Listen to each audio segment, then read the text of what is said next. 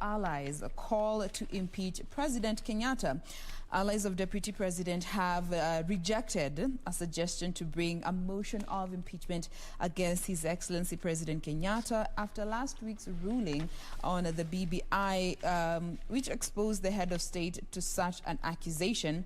And as per what they are looking to impeach the president of, is that he contravened Chapter 6 of the Constitution on leadership and integrity. We will be giving you all those details in a bit, but just to have a look at what the People Daily has for us this morning. Again, that story concerning the 5 bench judges that issued the BBI ruling has found its way here on the front page of the People Daily. It's actually the main read. With the Judicial Officers Association accusing powerful state officials of issuing direct threats to the bench and wants police boss to urgently investigate the matter and prosecute the culprits who are behind these threats that these 5 judges are experiencing.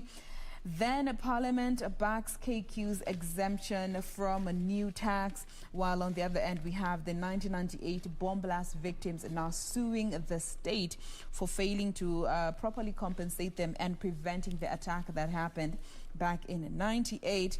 And finally, arrests, bribery and rigging claims mar the by-elections in Juja and Bonchari. That, in a nutshell, is the front page of the Daily Nation and the People Daily. Victor. Absolutely. Let me take you straight to the Standard now. Surprises and upsets for Big 3 in polls. Surprises and upsets for Big 3 in polls. And early results in tightly contested by-elections in Bonchari and Juja constituencies and Ruri ward, where parties associated with the top political guns, that is Uhuru, Ruto and Raila, so some celebrate and others lick their wounds. That is on the front page of the Standard. Of course, it's with some of the, like a place like Juja, there was some concerns of violence there. We'll give more details shortly. Wage bills cripple county development. Now, 4 counties in Western region, some which inherited workers from their defunct local authorities, are struggling with high wage bills that have hampered their capacity to carry out development projects so as to pay staff salaries.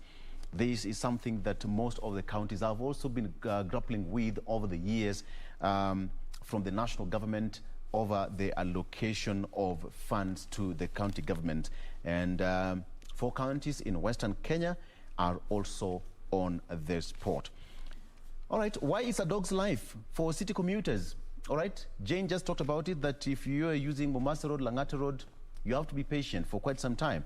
That perhaps might even continue until the end of the year. Once that is done, then what, Mombasa Road? It will be a time for you to celebrate. I think we should plan for a party once that highway is done, all right? Yeah, on a lighter note. Now, findings one's way into out of Nairobi CBD is not for the faint-hearted. It takes planning, negotiations, skills, ingenuity, time, money, and a dose of good luck to get to and out of work. Actually, I think, Jen, if I just ask you, surviving in Nairobi is just but like one of the life skills that one should acquire. Nakwambia wakisema inaitwa Kanairo. Kanairo. Si mchezo. In fact, there's a new song that has been put up by one of our artists, anaitwa Major. Yes. It literally talks about how kusurvive Nairobi inafaa kuwa. Kusurvive Nairobi venye inakuanga. Yes. Ukienda kwa mtu anauza manguo unamwambia acha nitakujia kesho. Haukuji kesho. And you know Nairobi, somebody said that if you can survive in Nairobi for like around 5 years, you can survive anywhere in the world. Survive anywhere. Because here we have got Wagondi, wanakupiga ngeta, we have got Kanjo, landlord is with you here. Bumper. You know, so it's a survival for the fittest. So if you can survive in Nairobi for 5 years flat, uko sawa. Uko tu sawa. Uko tu sawa. Kanairo, akisema Kanairo si mchezo, na pia refer back to Ben Soul. Yeah. Kanairo si mchezo. But then again, we appreciate it. Metropolitan, Nairobi Metropolitan. So as times change, we also adjust. I think for most people who struggle is failing to also adjust. Because, you know, different times call for different measures and different measures call for different adjustments. So, kiweza kupambana na hali, to survive. This is Nairobi for us. Yes. All right. Briefly on the Standard as well. Tourism lobby opposes Balala's plan to privatize national parks and reserves. Now, a tourism lobby group has rejected the plan to privatize national parks and game reserves. So we'll give you more details on that after this break. So stay tuned because we have got more lined up for you. Stick around.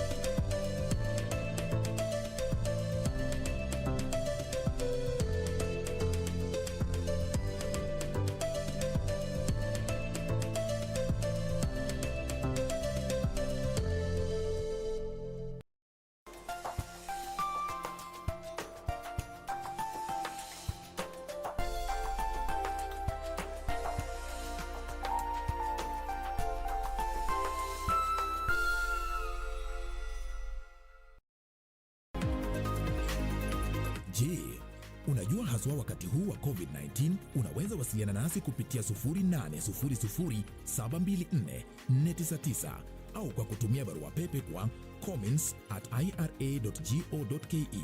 Unaweza pia kutembelea tovuti yetu kwa www.ira.go.ke au kwa mitandao ya kijamii. Sasa umejua, IRA, bima bora kwa taifa. Tonight on KBC Channel 1. I really don't know what to say. You know, I just couldn't come up with a reason. Amaya, I can provide you a reason. Yes, and I'm sure that Maximiliano will finally leave you alone after that. Now I'm getting more convinced that it was you who's behind the flood in the warehouse and the harvest robbery at El Paraíso. I have no doubt that was you. Constanza, dear, don't. You mustn't hurt yourself this way, don't. It's not worth it. Listen, the love that you have once shared with Max just doesn't exist anymore.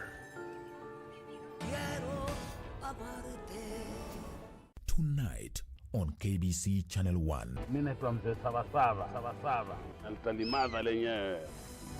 Safishe roho yangu. Ponda mali at your own risk. Wow.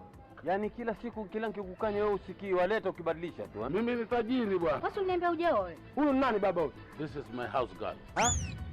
Mimi house girl. Kidogo ulimi mkojoa. Ngalevo nishusha hadhi. Subiri kuteseka baba. Wazungu wasema it's okay. Next on. Kama tukiri pesa, uonge kwa hivyo huko. Hii chati iliteremka kutoka binguni kakupata kwa mwili. Wewe mama unafukuza mchungaji. Wacha nikuambie. Biblia inasema tunatingisha huu chafu na katingishia huko. Nasema hivi, umekuwa ukilia usiku na mchana. Unataka mtu karibu na wewe. You need company, my sister. This is time for your breakthrough. Hebu let me go. Ni nini wewe? Tufungulie, mlale. Kwani hapa ni kwako? Tufungue. Hebu unaenda wapi? Si kwangu. Kwani hapa ni kwako? Nakuulizaje, hapa ni kwako? Kwa bibi yangu. Nani bibi yako? Huo ni ungwana.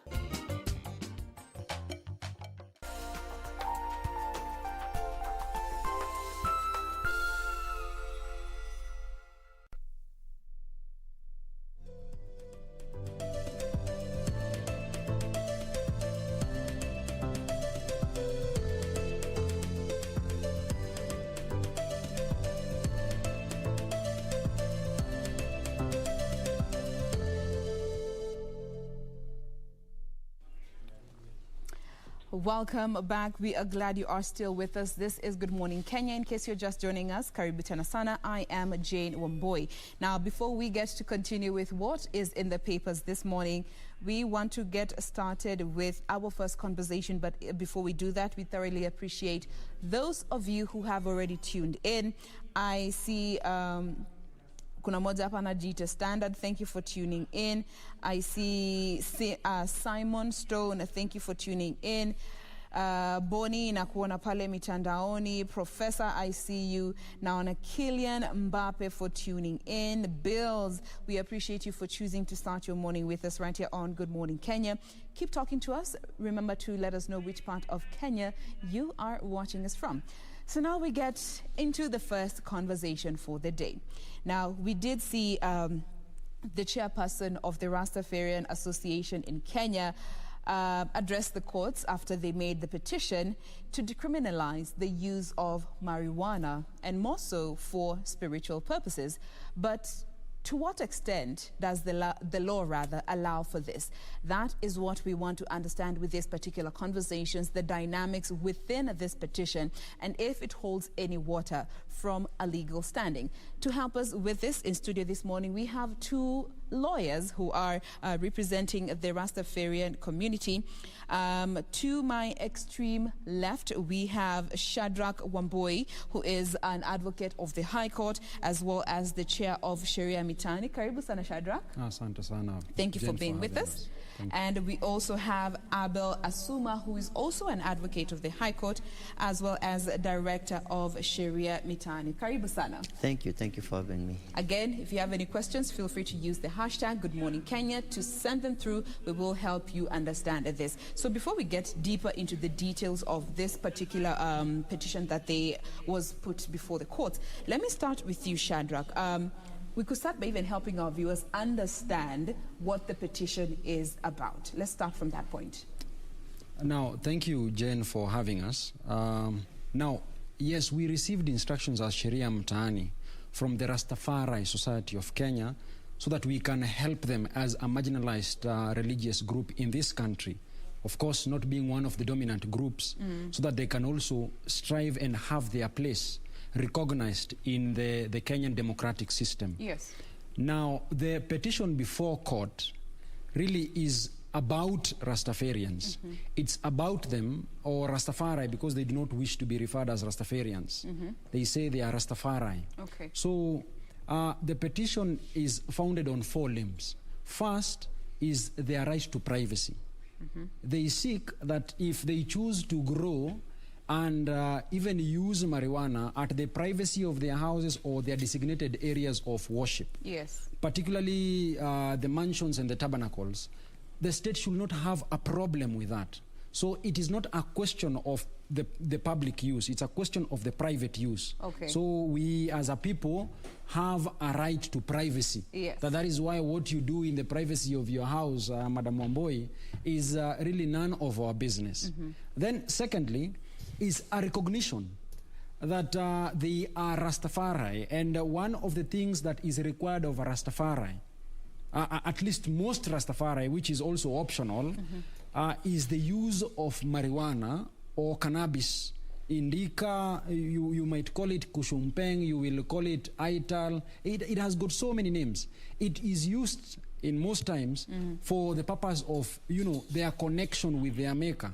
So as a form of sacrament. Yes. You see Catholics take sacraments, you see Catholics burn incense, and so many other religious organizations. Yes. So they want also to be allowed to burn incense during their places of worship or their private houses when they are worshiping their maker. So that is the second foundation of the petition. Then, since even the Bible recognizes that where 2 or 3 are gathered in his name, he shall be in the midst. They want to worship or have communion together with others. Okay. And this can be done in the tabernacle. So it is also a promotion or in helping in the realization of the right to associate as Rastafaris. All right. Yes. Now, before we get to continue with this conversation, one of our reporters, that is Sarafina, she was able to, she was at the courts and filed this report. So just have a quick look as we get back to this particular discussion to address concerns that have arisen since. Yeah, because of this sun. Donned in colorful turbans and other artists.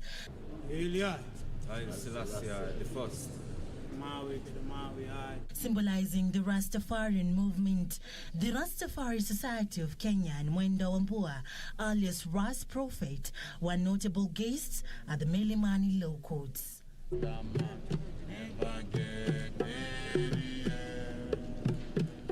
Represented by their lawyer Shadrach Wambua, the Rastafari Society of Kenya have filed a petition on the infringement of their rights. Members of the Rastafari Society of Kenya or persons professing the Rastafari faith be exempted from criminal liability for their private growth, use, of marijuana or cannabis, the use goes to the extent of the smoking, the eating, the drinking, the use or the burning of incense, or the bathing with marijuana. They claim the impinged law, which was enacted in 1994, is hostile and intolerant to persons professing the Rastafarian faith, yet the Constitution protects the marginalized group, who include the Rastafarian Society. Under the Bill of Rights, 31 article allows every Kenyan to enjoy the rights that is entitled within the Constitution.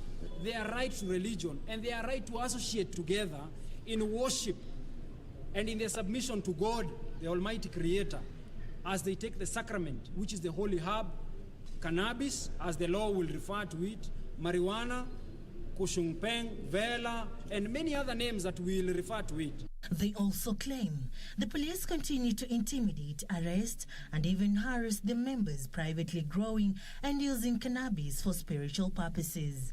There should be more emphasis towards research and also towards allowing the Rastafari to take the forefront of advising even the country. And therefore it is our expectation as members of Sheria Mtaani that moving forward, the court will breathe life to the private rights or the private rights of these members of the Rastafari Society of Kenya. Children's rights are them human rights.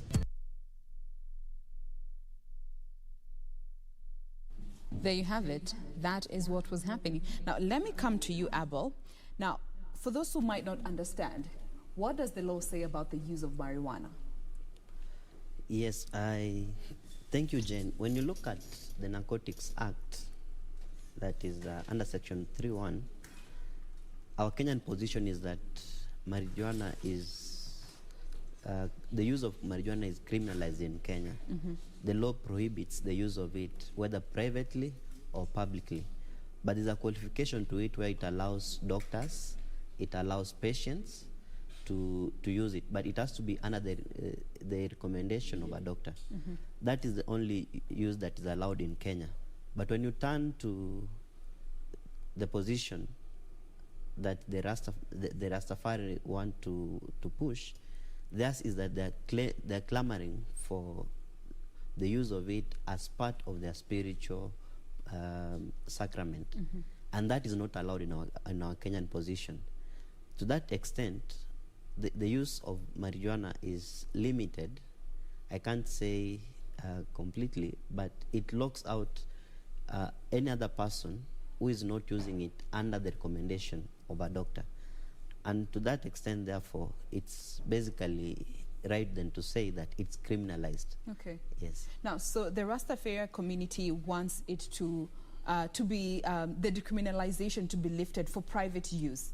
Now, how then does the law come in to ensure that that private use, if it actually sails through, is actually not abused, because the only exemptions, as we know, as for medicinal purposes? So let me come to you, Shadrach, with that. How then will the law be applied in the event that this sails through? Now, thank you. You know, one thing that we must concede is that the debate surrounding the use, growth, and probably even the distribution of marijuana is a hot topic. Yes. Probably this is the reason even why we are having this conversation here. It's an issue that is under controversy. So really, as to how the government then will regulate its use if we succeed, we don't think it's not the elephant in the room in the real sense. Number one, we acknowledge that this is a limitation of their rights, as we have proposed. Okay.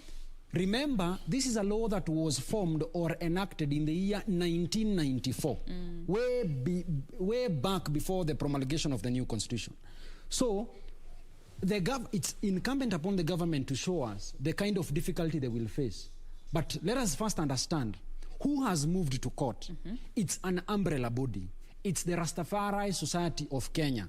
This Rastafari Society of Kenya, it's a group like the Media Council. So how do you regulate people who pretend to be media people from doing media work? You have your own regulations. The same way as advocates. If you want to know or understand that I am an advocate of the High Court of Kenya, it's easy. I just show you my ID You can even Google online and find out whether I'm an advocate or not. So really, on the question of control, it will be easy for the government because the same government has since recognized this society which stands or tries or attempts to foster the spiritual, economic, social welfare of Rastafari as a group.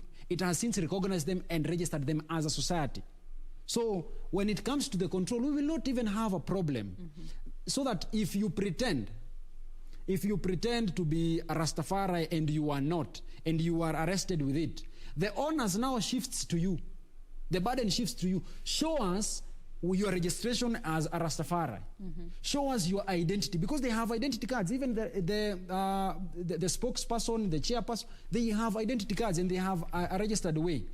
Secondly, I know there has been a concern if children will be allowed to use it. Yes, and that's actually where I want to come to the issue around age. Yes. At what age will they be allowed in the event that it sails through? Because that is a concern that even them as a community would also want to know. Yes. The society, just like any other society, operates under a constitution. Yes. All organized groups, be it the advocates, be it the media, all organized groups operate under a constitution. The constitution is quite clear and specific that the society, membership of the society is limited to people above the age of the majority. So really, the kind of discomfiture or the discomfort that so many people find themselves in is largely because of a misunderstanding. They do not understand the parameters that the Rastafari Society of Kenya has set so that it can also protect members of the society. Then in any event, participating in some of these activities or beliefs, it's purely on consent basis. So that if you do not agree, then nobody should force you. And that is the law as we know of it today. Okay. So if you go even further to our constitution, just to understand their place, because any constitutional lawyer must be offended and must protest at the face of an injustice, either for the dominant groups or the marginalized groups. The Constitution recognizes that indeed, at the time of when we were passing the Constitution at 2010, 27th of August, there was a recognition that we had laws that were even before then. So the framers of the Constitution knew that we will also be having a challenge probably in implementing the laws that were enacted previously before the promulgation of the Constitution. And therefore, if you proceed further to read the Constitution, specifically on Schedule number 6, Section 7 of the Constitution. Which states? It says that laws that were formed or enacted prior to the promulgation of the Constitution must be read with the necessary modifications, adaptations, alterations, and exemptions, so as to bring these laws into conformity with the new constitutional dispensation that we are in. Okay. And this is not a call that we are doing as a country alone or the first country alone.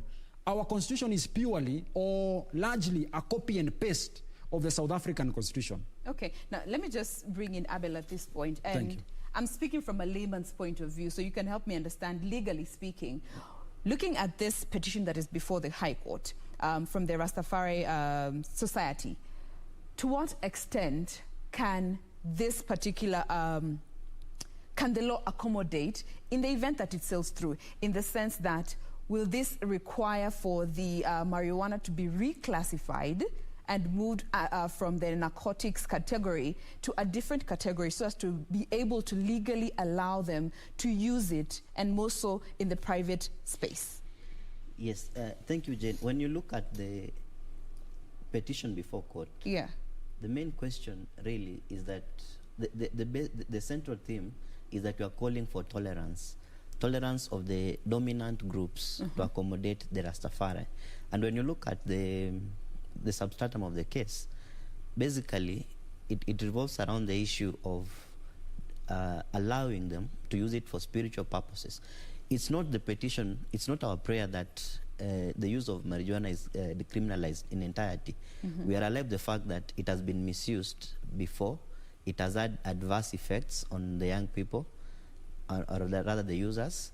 And to that extent, it's possible that the law remains in place to control the abuse of the same. But what we are saying is that the law itself, as presently constituted, allows for some exemptions. It allows doctors to use it. It allows for patients to use it. In fact, when you read through, I'm not a doctor, but I know for a fact patients of cancer have used the same, and there are positive reports around it. The question then comes, are we advocating for a blanket decriminalization? That's not the point. What we are saying, let the law be developed, let the law provide exemptions to the Rastafari, because it's part of their culture. At the central issue is the question that there are undisputed facts. There's no dispute that Rastafari are a religion. There's no dispute that they use it as a part of their day-to-day worship services. It therefore qualifies, and that is what we are asking the court, to please allow them to use it. The state can always develop mechanisms of regulation. In fact, when I was reading a decision in South Africa, theirs is that the court was suggesting that the state can even go further to ensure that the priests or the prophets of the Rastafari are registered, and then they can be the ones who are allowed to use it as a sacrament and distribute it to their congregants. And that is what we are saying, that the conversation on its regulation can always be there as we first decriminalize it, because to the extent that we are limiting their use, in any circumstance, they are not allowed, therefore, to have or to use it, even in private worship services. And they're saying, we are Rasta, we are people who carry ourselves in a certain way, in a dignified manner. We are not going to abuse it. We are conscious about the environment. We are conscious about our health. We are conscious about the abuse of money, because to them it's a holy herb, so that they don't advocate for its abuse. And that is the gist of the petition, that look, decriminalize the law to the extent that it allows them to use it for their worship and their day-to-day bathing. And you'll be surprised that the uses are so wide. In fact, if I can borrow from the South Africa decision again, they are saying that the uses are so wide that not all uses are actually harmful. For instance, bathing. Rastas use it to bathe. How does it become harmful? Surely, it can't be. So you see there, that's why you wonder, should it be reclassified from the narcotics category to a holy herb, as it has been used and referred to with part of the community? And let me just come to you with the same, for clarification purposes again. So yes, the Rastafari are calling for it to be added under the exemptions that are within the law for their use. Yes, yes. I'm getting that right? Let me just clarify. Yes. Number one, let us proceed from an understanding. Yeah, because that's why we're here. The World Health Organization has since removed cannabis as one of the hard drugs, or this called narcotics. So the Constitution under Article 2.5 and 2.6 recognizes that we are living in a global world, or global village, so that what happens in the world is part of our business. Yes. So with that reality, then it is not easy it is not difficult to conclude that marijuana is no longer one of these hard drugs. It cannot be qualified together with cocaine and the heroines of this world. That is number one. Then we turn to your question, which is you had said something about is it? You can remind me the question so that I question around the use through which the approaching how they want marijuana to be decriminalized. Yes. Because as per the law, it is a narcotic. It is under the narcotic category. But then they want the Rastafari society to be allowed to use it as part of the exemptions that are within the law. Yes. Now, to respond directly to your question. Yes. My colleague here had even made reference to the law. If you check Section 3.2, which gives a group, five category of people who, when they are arrested or they are found with it, they can actually use that as an excuse. These are doctors. So if a doctor is found in possession of marijuana, that is a defense on its own. Person prescribed by a doctor. A person doing research or analysis. And then, of particular concern, under Section 16 of the Narcotic and Psychotropic Act of the 1994, there is a licensing board. So this licensing board gives people licenses to go cultivate, produce, manufacture, and even distribute this cannabis. So from that understanding, it means there is a group of people who enjoy an exemption from criminal liability if they are arrested or found in possession of marijuana. Okay. So to that extent, and of course, going back to my previous argument about reading the current laws in conformity with the constitutional dispensation that we are in today, then it is not a far-fetched argument to present before court. And this is what we are very keen on, persuading the court to arrive at. Okay. That it is a permissible exemption for persons, because Rastafari is a person first. For these people that have gone to court, these people, it is a permissible exemption for them, for the sake of their privacy, to use it in their privacy. Then secondly, as an argument, also for the sake of their spiritual manifestation of their religion, to also use it. So those two arguments, or three arguments, in some augment each other. Okay. They make the argument even more juicier. Yes. Okay, now let's come to the regulation, which you had mentioned, shouldn't be much of a problem. Yes. But I believe this is something that has already been thought through by the time this petition was being taken to the High Court. Yeah. By virtue of anyone else being found in possession of marijuana, that's against the law, if you're not under the exemptions. Yes. Now, looking at this particular petition, if it sails through, who then in the Rastafari community will be allowed or permitted by the law to be in possession of this particular herb, legally speaking? Because again, regulation cannot just allow anyone within the society to be in possession. Let me start with you. I'll also get to hear from you, Abel. I mean, we find it to be, it's a complex question. It requires a simple answer for people to understand it. Yes. But we do not want to be very simplistic in our approach. So we have said, we proceed from an understanding that it is a Rastafari Society of Kenya. It is an outfit on its own. People who are regulated by the government. In any event, if they misbehave, then they risk the deregistration of that society. So even when it comes to its control, it becomes easy. You can easily now call and say, hey, excuse me, Chair, what is happening? We are seeing youths carrying around marijuana and smoking in public. Yeah. So we are not saying smoke it in public. We are saying, or use it in public. We are saying, let them be allowed as persons and Rastafari to use it in private. So that is one of the controls, that it will not be used in public. Okay. It will only be used in private and designated places.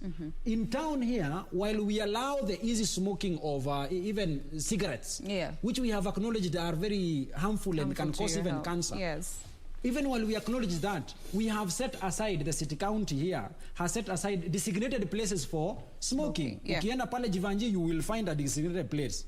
And they are mostly you find them near a toilet. I do not even understand the logic behind it.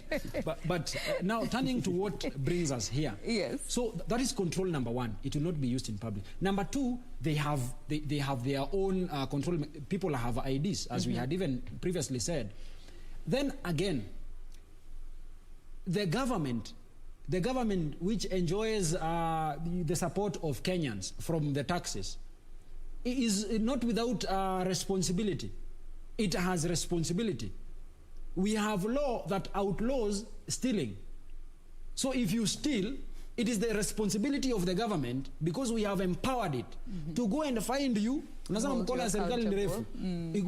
and find you, arrest you, prosecute you, convict you, and then they offer you a house called a prison where they also feed you. So the same thing happens here. Yeah. So the government, even while we have the Rastafari have their own control mechanisms, then it is also incumbent upon also the government to also keep a watch on whatever is happening. And this I must say,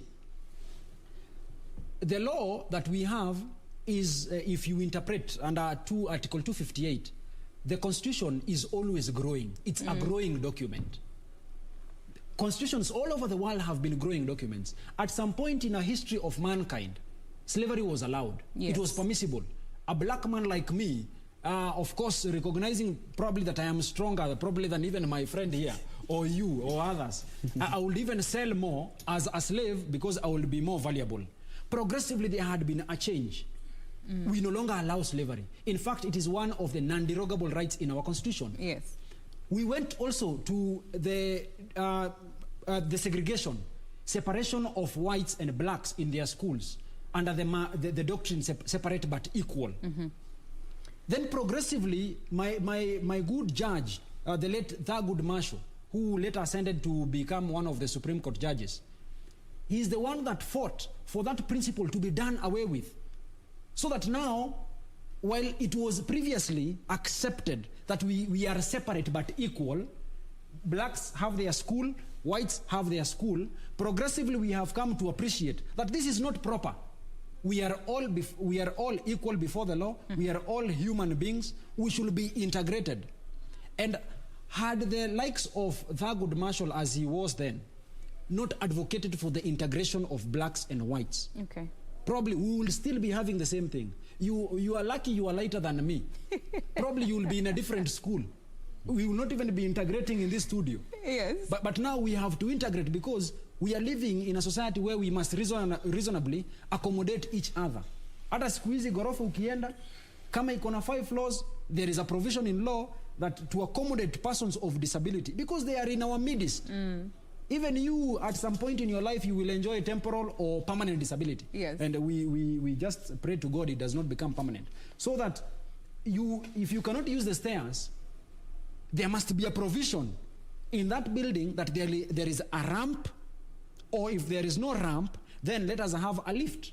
So that if you have your office at the 5th or 7th floor, you are able to access it. Accessibility so really, is not a problem. You must be angered at the face of injustice, especially to the minority group. Okay. Kwa sababu wewe si hao, haimaanishi usiwafikirie. And that is what Sheria Mtaani is doing. All right. We are thinking about even the less marginalized, the people that we think have illogical or probably unreasonable beliefs. That is what we want to present before court, so that question can be answered. The High Court, the Court of Appeal, the Supreme Court is there as an avenue where their reliefs can be found. All right. And we'll be coming back to even understand what Sheria Mtaani is all about. We haven't gotten to understand as an organization why you even chose to associate yourself with this particular case. We'll be coming to that in a bit. But remember, any questions that you may be having or even just clarifications or curiosity to kana kuwasha unataka kujua zaidi, send them through using the hashtag Good Morning Kenya. We will be addressing them. But first, we take a very quick breather. We will be back to pick up this conversation as we also get to wrap it up. Stay with us. Members privately growing and using...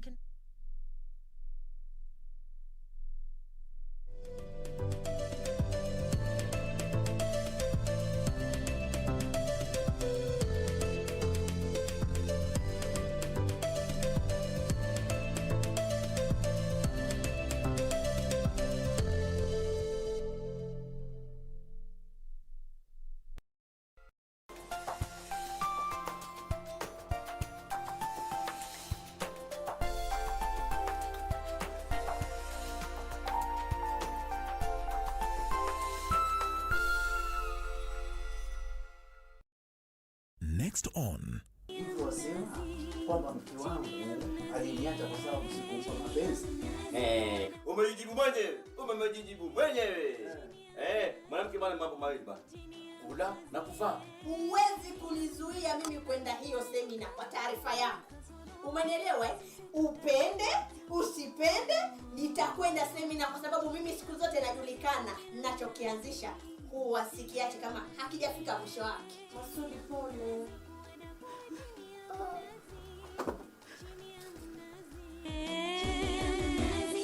Tonight on KBC Channel 1. The stone that the builder refused, shall be the head cornerstone.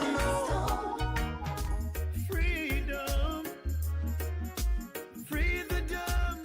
You should be free to speak, yeah. Say, only child can save. Who can heal?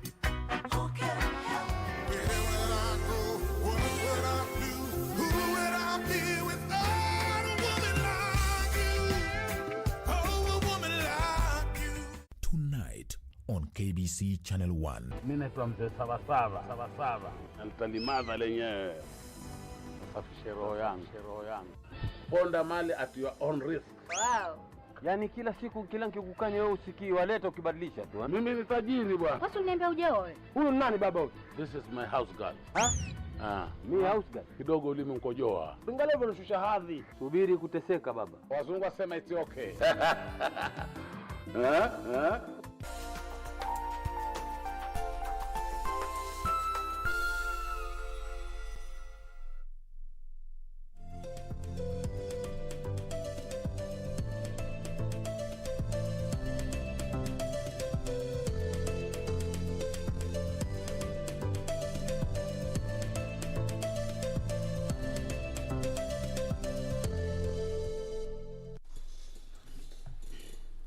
Welcome back. Glad you are still with us. We now pick up from where we left off before the break. Remember, this is the conversation around the petition that is before the High Court by the Rastafarian Society of Kenya, seeking to decriminalize the use of marijuana and more so for spiritual purposes. Now, let me start with you, Abel. Let's talk a bit about Sheria Mtaani, because from what we are getting from this conversation is it's about representing the rights of the minorities, if I'm not wrong. But help us understand what Sheria Mtaani does. Thank you, Jane. Sheria Mtaani is an organization that was begun by young advocates. It's barely 1 year old, but it's done so much. Our central motivation is haki, usawa, na maelewano. We endeavor to ensure that there's justice in society. We endeavor to ensure that there's fairness, and also in terms of disputes, at the base we operate in, that it's mediated. Yes. Sheria Mtaani, it's an organization that is based in the slums. We are based at Mathare. The users of Juja Road must have seen it. It's near Kiboro Primary. And what we endeavor to do is to give, or rather to offer free legal services to the residents of Mathare, and not just Mathare, but generally people in the slums who are unable to afford the legal services. Sheria Mtaani, as of today, has over 30 advocates, ranging between 5 years to 1 year to 5 years in practice, though we are under the patronage of our senior, Mr. Dansan Omari, who gives us the day-to-day guidance.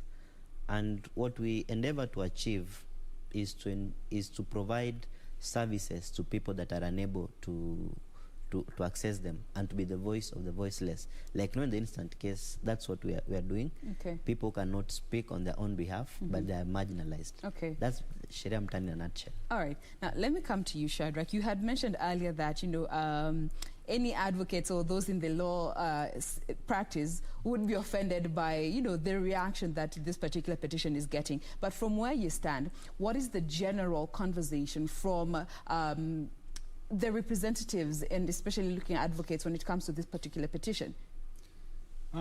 First, if you are to interrogate history, because we are students of history, the use, growth, probably even distribution of marijuana is not without controversy. And in so many countries, it has been litigated.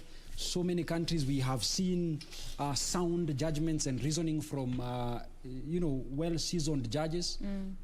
Now, when it comes to probably the kind of reaction this particular petition has caused in this country, I will say it has been as expected. It has been controversial. There are people who think that what has been done is not proper, largely, and I say this respectfully to the viewers probably who have a different view, largely because they lack the understanding of our current constitutional dispensation and an understanding of the Rastafari Society of Kenya, what they do, their practices, those things. Largely because also of the intolerance that we have as a society. Yes. We just think that what we are born knowing and understanding is what we should know, understand. It should remain constant. for the rest of our lives. So that, you know, some of these decisions that people make that are against the norm tend to attract a lot of attention. As advocates, we take an oath. We do not choose clients. What we do, we have an oath to represent everybody and anybody who comes to us, to the extent, with only the exception that we are conflicted. If we are conflicted, then we have no business representing this client. Yes. But as far as we are concerned in this case, and because of the cab rank rule, it is our cardinal duty as advocates to represent these clients. And in any event, any person, as per Article 50 of the Constitution, any person accused of anything, any person wishing to have his grievance heard, also has a right to representation. So when these people came to us, and we have done so many things together with them, you will recall not so long ago in the year 2019, 2018 or thereabout, some child was chased away from school because she was keeping her dreadlocks. Yeah. We came in as members of Sheria Mtaani to represent her. And the history has judged us so fairly, so far, because the court was fair to us. Yeah. We won the case on fair grounds, on at least the manifestation of their religion. Okay. So really, when and this, I must say, I know largely Kenyans are predominantly Christians, and if they visit the book of Isaiah, there is a say in that book. I do not remember the particular verse, but there is a recognition that the people of God are dying because of lack of knowledge. Probably the reason why we are also having a large misunderstanding of what is before court, and a large misunderstanding of what we have chosen as Sheria Mtaani to do, to represent the minority. Yes. Is because of lack of knowledge. All right. As Sheria Mtaani, our sole belief is we need to change as a society. When I ask you, Madam Wamboi, there is a saying in Kiswahili, mnyonge hana haki. That is what we have grown to know, but we want to change it. We want to remove the H from hana. Ikwe mnyonge ana haki. So that if you have your grievance and it has a constitutional basis or foundation, let us raise this question before court. Because ultimately, the person who has the person who has the capacity to tell us this is right, this is wrong, is the courts of law. They are the people who are charged with the responsibility of directing us on what is right and what is wrong under the law. No, not police officers. Police officers who you know, because of the stigmas and the prejudices that Rastafari faces, any person in Rasta for a very long time at some point was seen to be a Mongeke. And when now Michuki and the late Honorable Michuki, you know, participated in eradication of this extremist group. Yes. Then if you have Rasta, you are now suspected of, even when you do not have criminal activity. Yes, you are arrested. And we have so many clients. They are arrested because they have Rastas. Hata kama hana bangi, the bang is planted on them. Then when you go to court, because you see, you do not get a second chance to create the first impression. The first impression, and you see we have judges and magistrates who are people like us.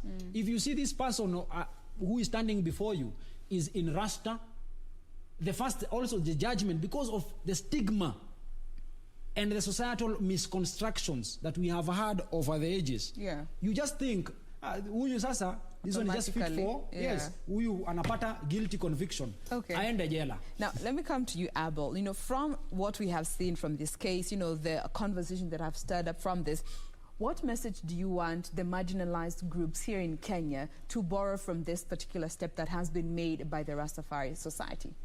I think one of the declarations that you are seeking is that this group is actually marginalized. And once that declaration is made, Article 56 then comes in, that gives them the protections and gives the government the obligation to set, actually the state, not the government, to set up in place affirmative action to help them. I'll speak to the people who feel marginalized that, look, the Constitution is there for you. Come out, speak. approach Sheria Mtaani, approach an advocate, approach any person that you want to assist you, but don't die with your problem. Don't don't live under an injustice. Yes. Yet the courts are there. The courts are there to assist you. The courts are there to give pronouncements.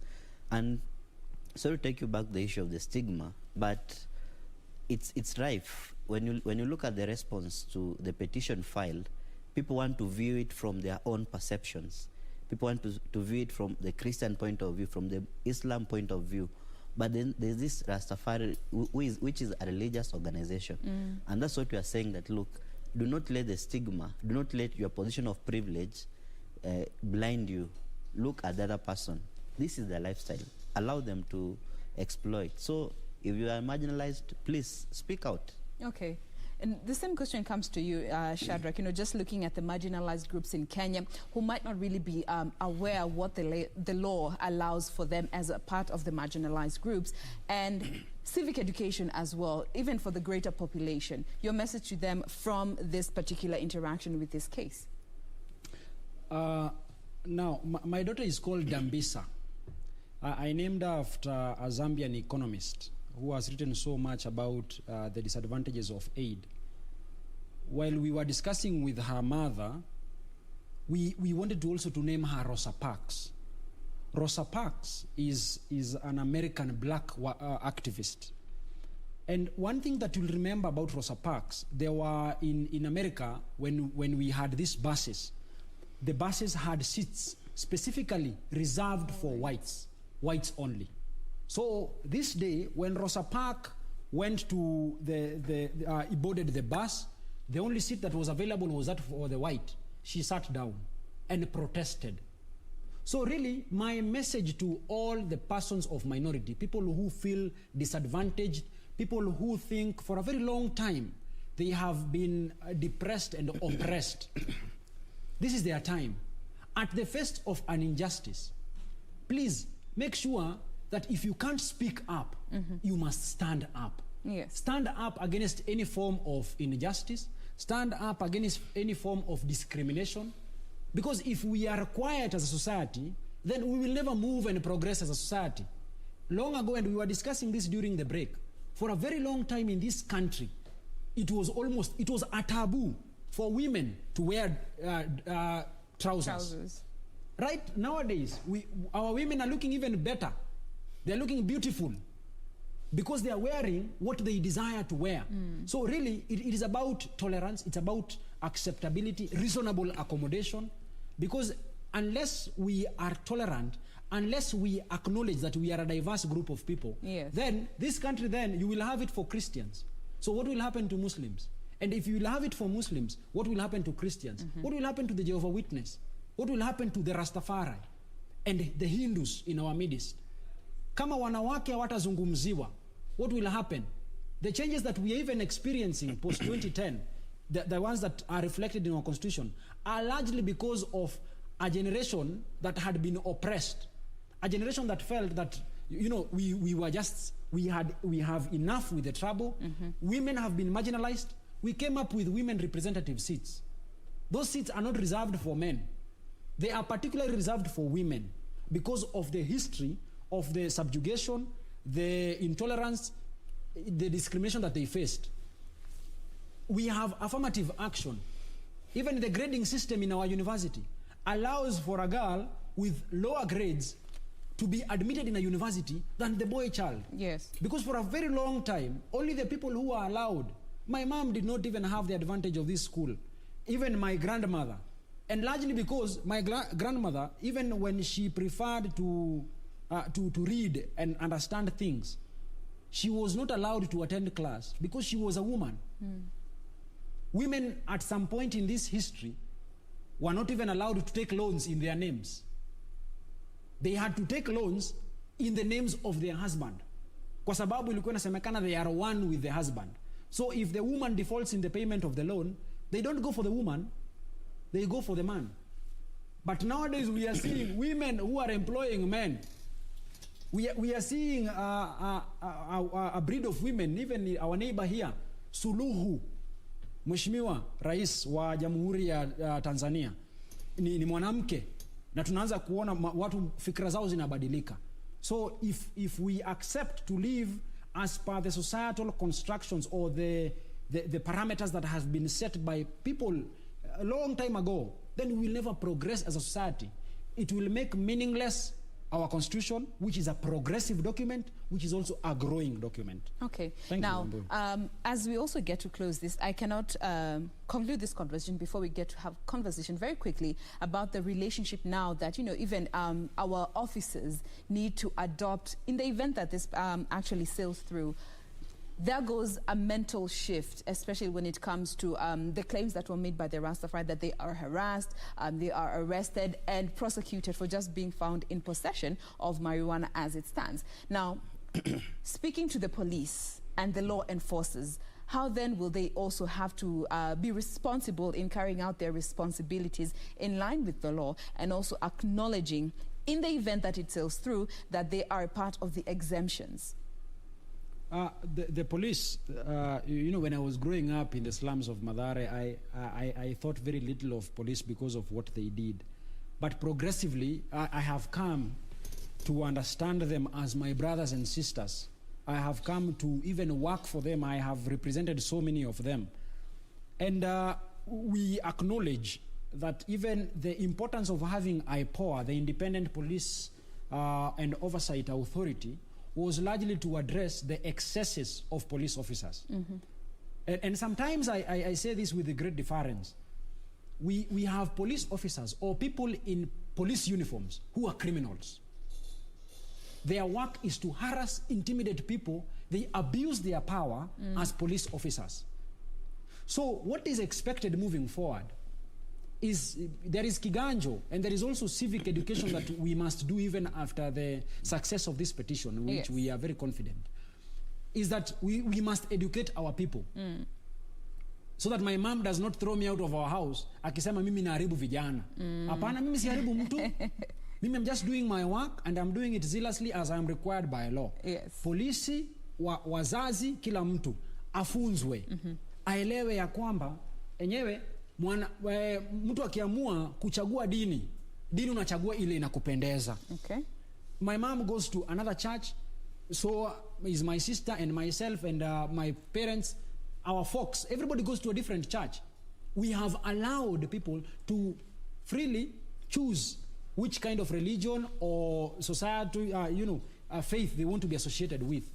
The same thing will be sensitizing the police and everybody else. If someone has proved to you, and you see, beliefs are not a matter of proof.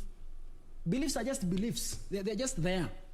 You do not necessarily have to, and you see, if you start interrogating some beliefs, you might not even accept them or agree with them. So what we are advocating even moving forward is people to understand the questions that are before court, is to understand that we need to be tolerant as a diverse society. Kama unataka kuishi peke yako, wewe chukua enda kuna islands, uishi peke yako. Lakini so long as we are together in this country, we need to acknowledge we have dominant groups, we have marginalized groups. All these groups, all these people need to be given a fair playing ground.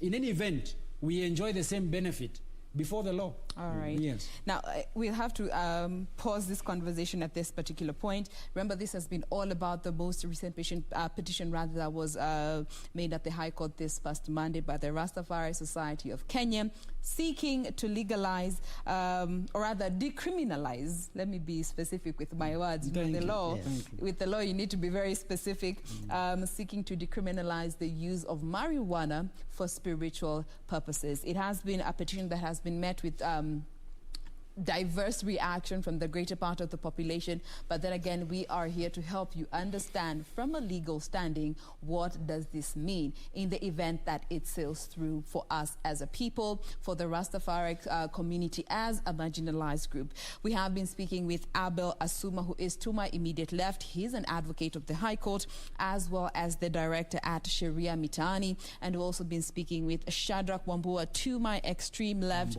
Wambui, hey, you see the way culture has,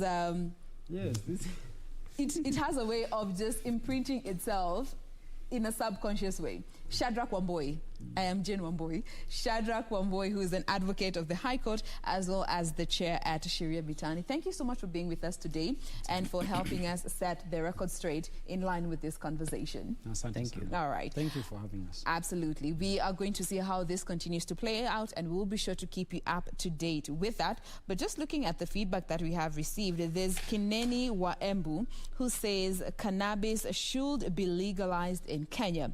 Criminalizing it is what makes it be misused by Kenyans, and I don't know why, but Martin Jero must be happy about this. All right, and there's also yes, Kineni still goes on to say that I see no harm in legalizing cannabis for religious use. Let measures be put in place with this legalization and its use within the country. Or rather, let's not turn a blind eye to this. About 40% of the Kenyan population use this herb in secret. Tafakari hayo. Keep talking with us. We'll be sure to keep sharing your thoughts in regards to these conversations that we are having here in studio. But just in terms of keeping you up to date with what is happening, yesterday we did have the by-elections that were happening.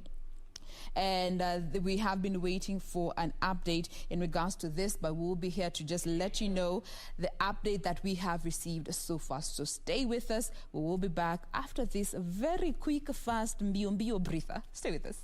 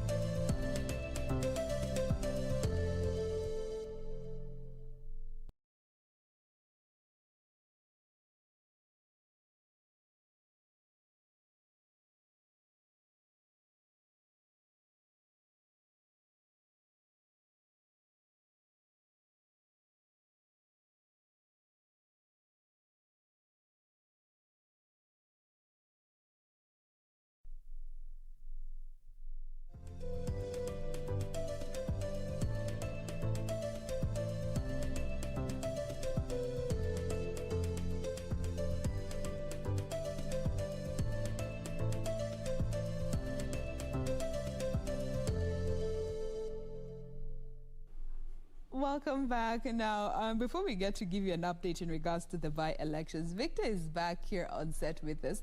Vicky. Yeah. Honestly speaking, ile tu Rosafi. What was your first reaction when you heard about this petition? About from the Rastafari Society? You know, first of all, I was like, pass it over. Pass it over.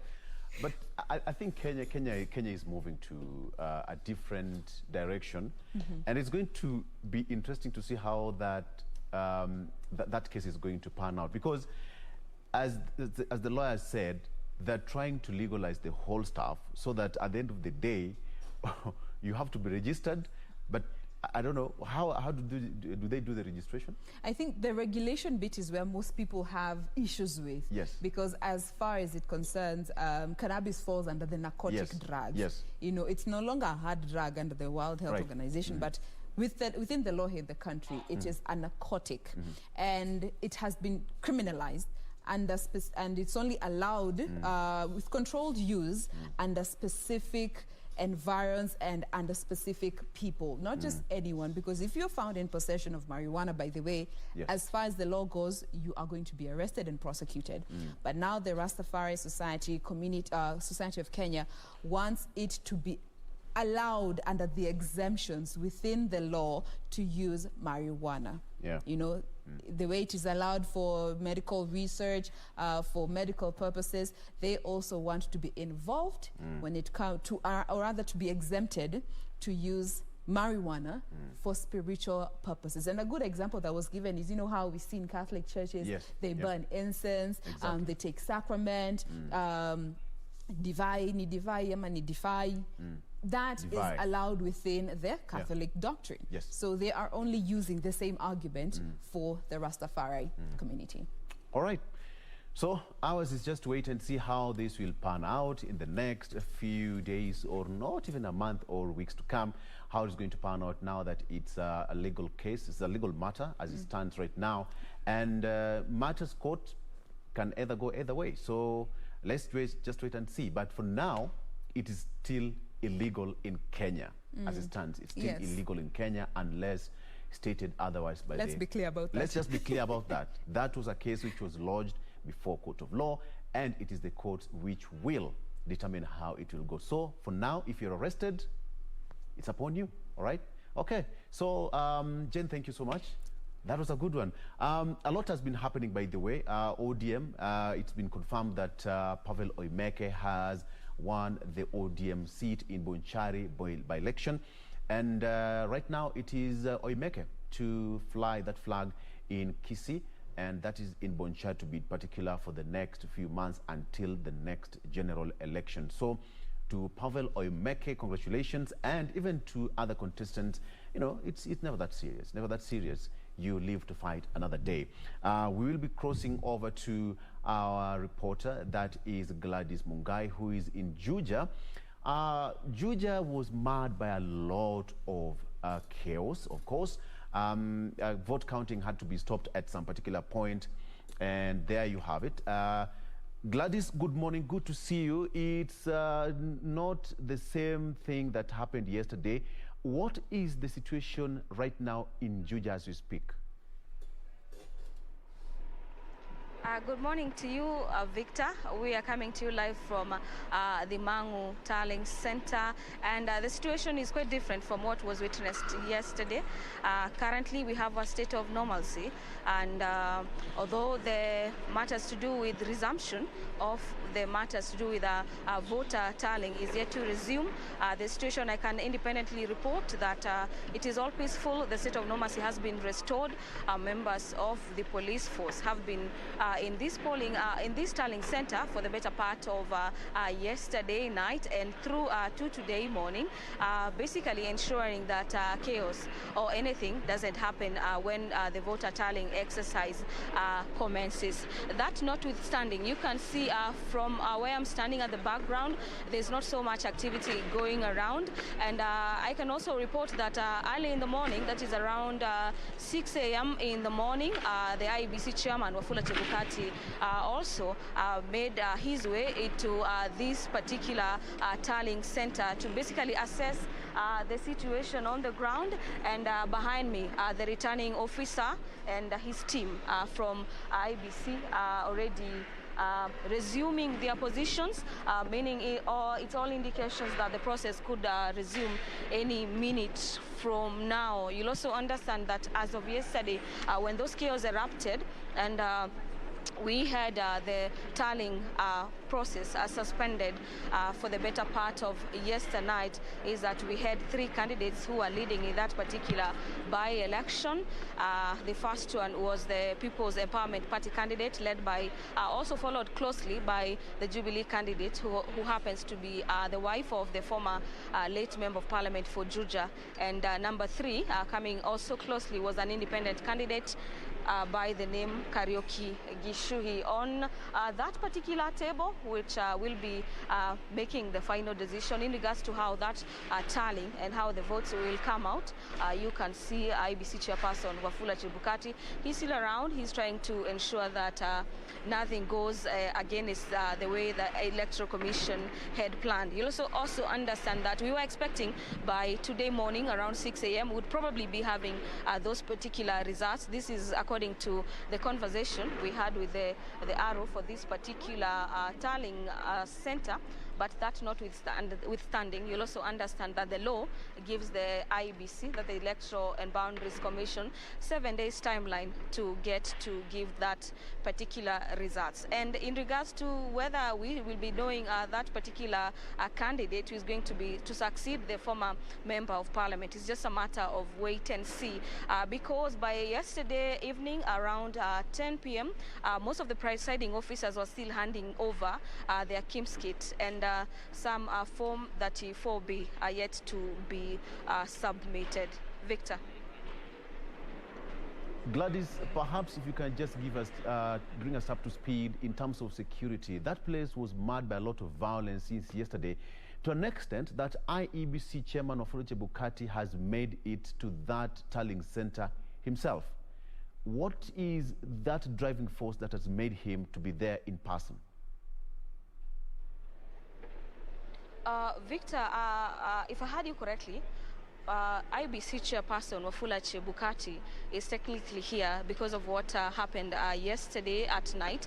I want to believe by large. We saw members of different political parties alleging that there was malice in the whole vote election and matters to do with a tallying process. And what we heard from different agents and observers who protested that particular exercise is that some of their ballot boxes that had their votes has still not made their way at Mangu Tallying Center. And so what they were technically trying to do is that stopping that particular process until some of their ballot boxes are submitted and are received by the arrow at this particular tallying center. And from that we had the tallying process begin as early as 7 p.m. last night, and they were alleging that if indeed the arrow continues to tally and stipulate the results, their candidate may not get justice. Gladys, why do you think the Juja by-election seat is quite hotly contested, and why do you think it is quite hard for people to just get the results once and for all? I wouldn't say that the by-elections, we are heading to the 2022 general elections from where we're standing, and the issue is that these by-elections are expected to shape the future of the 2022 general elections. And so it is a matter of do or die for political parties who are showing or trying to show their might in regards to their muscle, political muscle in matters to do with the 2022 general elections. The arrow is currently making some remarks. He is asking for some more time to give directions and how this particular process will go. Probably I can let you listen in. Address us on the way forward about this. Thank you and welcome, Chair.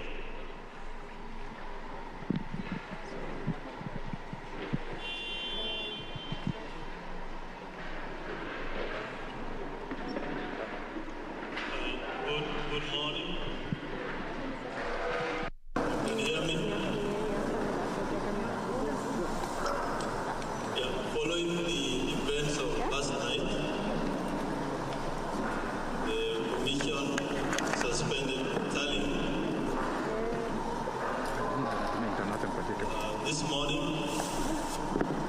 we have had a meeting with the chief agent of those who are present, of some of the candidates. I also got a briefing from the IEBC team, which is here, the county election manager and the returning officer. We had also a meeting with the county security team, led by the county commissioner. There were incidents in mainly two 4 polling stations where there were attempts to interfere with the polling process. Fortunately, our staff in those 4 polling stations had finished counting, and from 35 A's had already been filled and completed and signed appropriately. For us as a commission, we take the process of election very, very seriously. And we hope that the perpetrators, those people who attempted to disrupt the lawful process of the people of Juja electing a leader of their choice, I hope investigations will be done and they'll be brought to book.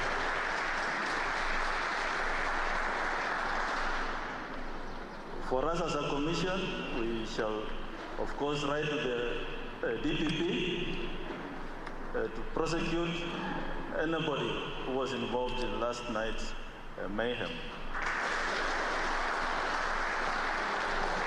But we wait for the final report. We wait for the investigation report from the police and also our team, and we shall be making further statements on the matter in the course of the week or so. But meanwhile, we have agreed that we proceed with the tallying. The returning officer has all the material he requires for purposes of tallying.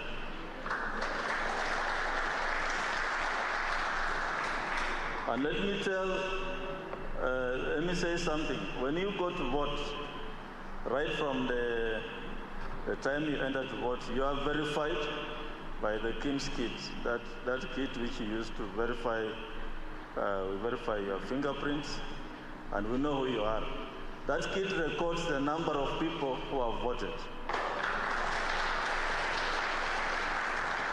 The ballot papers are serialized, and we have counterfoils. We know how many ballot papers were used in the whole exercise.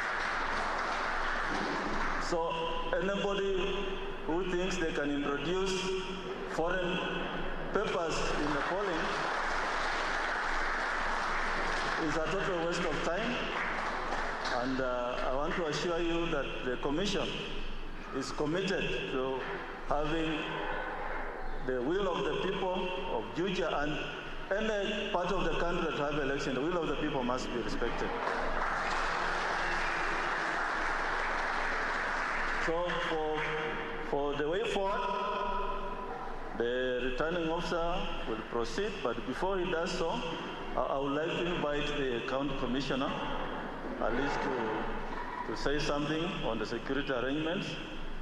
And I also request that those coming in at the gate must be screened and must be accredited individuals who should only be allowed to come in, so that we avoid incidents of, they call them what, goons, infiltrating this tallying center. One county commissioner, please.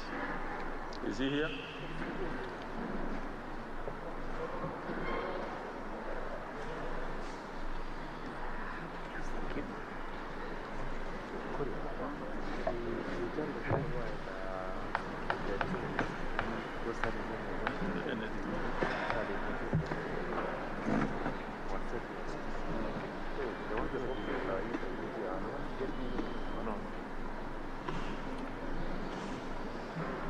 Thank you, Mr. Chairman.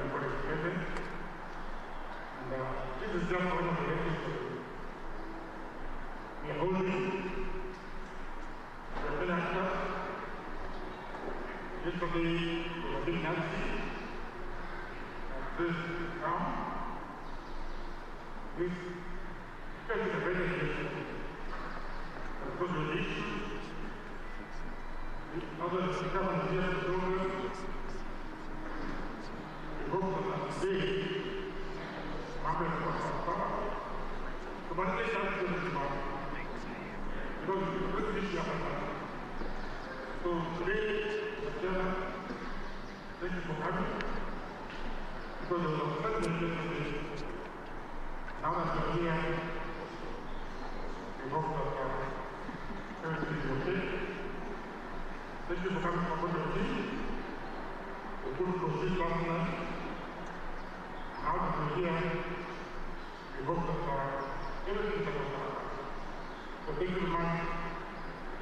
This is there, you can see. It was there last night. And it's always be there when you never remember it. And don't say about it. So I won't say much because this is something that is like inside the morning, if you know, you still don't know what now. So I really don't want to much about it. Just to wish that we conclude the matter. And conclude the matter with the comfort of both the country. But I think that's a very done like this. Very difficult, I could be in the way. So that is not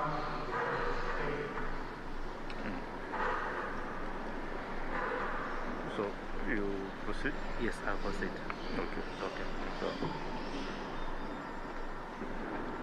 you just announce your proceeding, the methodology here. So now it normally goes one by one.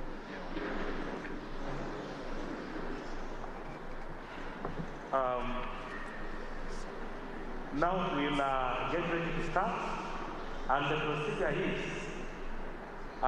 we'll start with those presiding officers who have cleared in the receiving desk.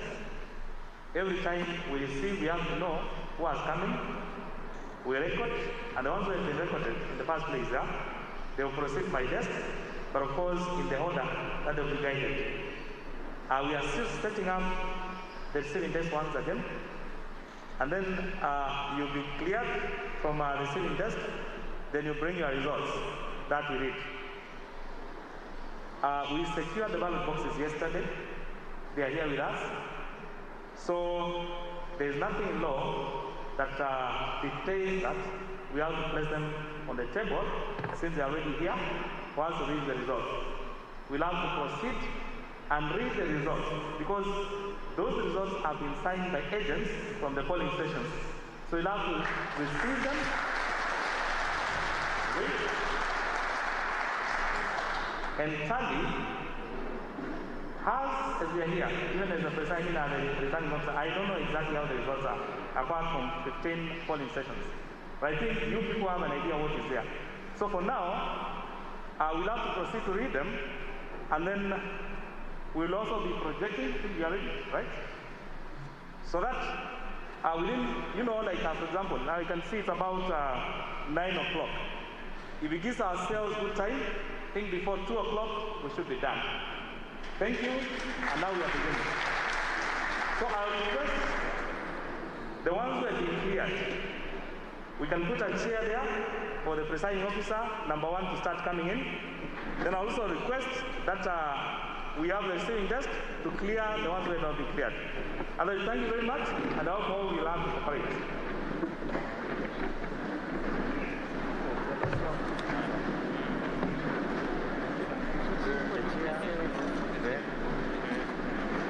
They come here? Yes. Yes. Okay.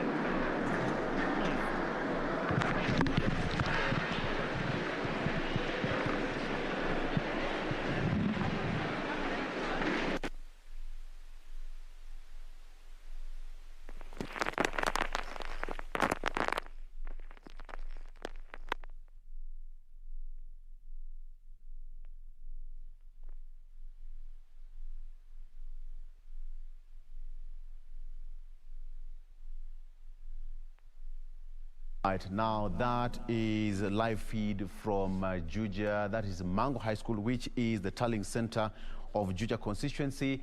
And just right a few minutes ago, IEBC Chair Fletcher Bukati addressed that particular event there. And he said that those people who were arrested after the mayhem that rocked that particular constituency yesterday will be arraigned once investigations are complete. But Before I milk so much out of it, let's just go straight to that particular place, that is Mangu High School, which is the tallying center, and talk to Gladys Mugai. Gladys, so much is happening right there. Please just bring us up to speed what is happening at this particular point. Gladys. Victor, just like you rightly put it, those are sentiments from IEBC chairperson Wafula Chebukati. He was responding to the issue of chaos that erupted yesterday in the evening, causing some sort of stalemate in the voter tallying exercise. And he says that the electoral body has taken action, and those who are found together with the police, they will be investigating those particular claims or the events that happened yesterday, and those that are found culpable of causing that particular disruptions will be held to book. Also to mention is that he is saying that indeed the data is will be aligned with what is available in the KIMS kits, and it must coincide, and those persons who think that probably they could get away with this by introducing fallen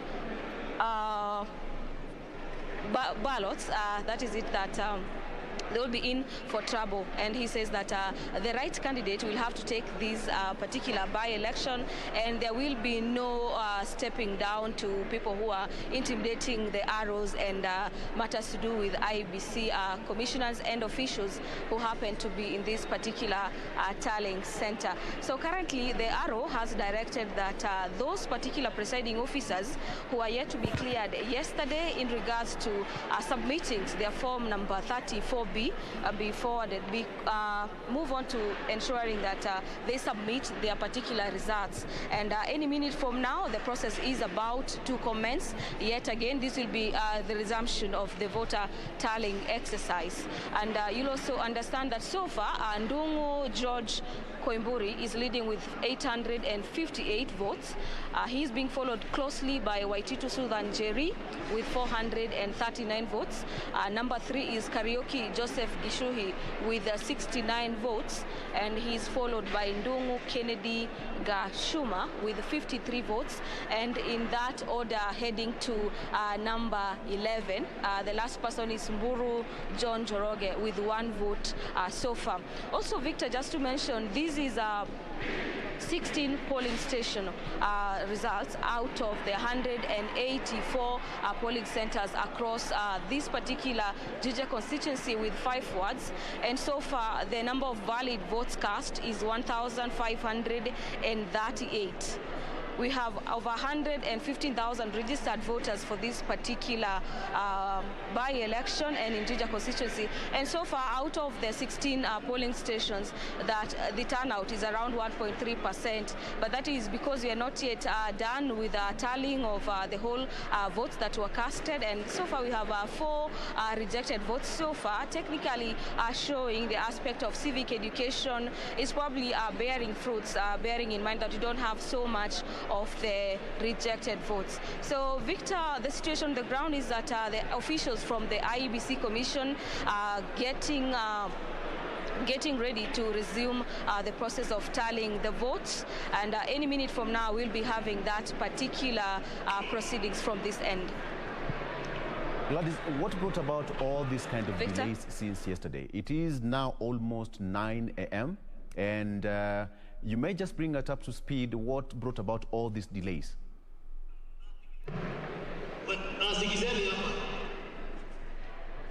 I must say there was some fears that during the night probably more chaos could erupt. So the arrow for this particular tallying center directed that that particular tallying process is hereby suspended from yesterday at around 11 p.m. midnight, and that situation has remained that way. They indicated that they would resume as soon as normalcy, the situation of normalcy has been affected. So far from that particular time, Mumangu High School has been relatively peaceful. We saw members of the political class being kicked out of this particular tallying center, and members of the police force are trying to keep vigil to ensure that everything goes on as planned. So that has, so to speak, resulted into that particular delay, and we've been waiting. We hoped that probably by 7:30 today in the morning they would start, but from what it appears is that this particular process could start around 9:30 a.m. That's when we'll start getting the results on the screens, and we will be relaying them back to you at our broadcasting house. Also, just to mention, Victor, is that the Arrow has also directed that the presiding officers ensure that they are cleared with matters to do with urgency. This, he says that he expects this particular process to be done with by around 2 p.m. today, and probably the over 100,000 voters from this particular constituency will get to know their next member of parliament. Over to you, Victor. All right, Gladys, the same police officers you're talking about to be keeping an eye there have been accused of perpetrating the violence there. That has been quoted by the IEBC chair, Wafula Chebukati. As it is right now, what is the relationship between the IEBC officials and the police? Are they keeping vigil? Is there kind of some, just bring us up to speed, what is happening right now? There is a lot of police force around this particular tallying center, both inside and as well as outside the Mangu tallying center. And what is happening is that by the end of the day, each will always try to ensure that the job doesn't go wrong. This I'm speaking about the IEBC officials who have to ensure that by the end of this particular exercise, they give residents of Juja constituency matters to do with their next leader. So there's a lot of collaboration between members of the police force as well as members of the public who are here to technically follow up on that particular process, as well as agents of the different 11 candidates who are seeking to succeed the former Francis Munyo Waititu, the late member of parliament. And so the Arrow has called for a keen situation of working together to ensure that this particular process is concluded in a peaceful manner. Okay, just before I let you go, Gladys, have you seen any contestants there? And if yes, have you talked to any of them? And if yes, again, what have they said?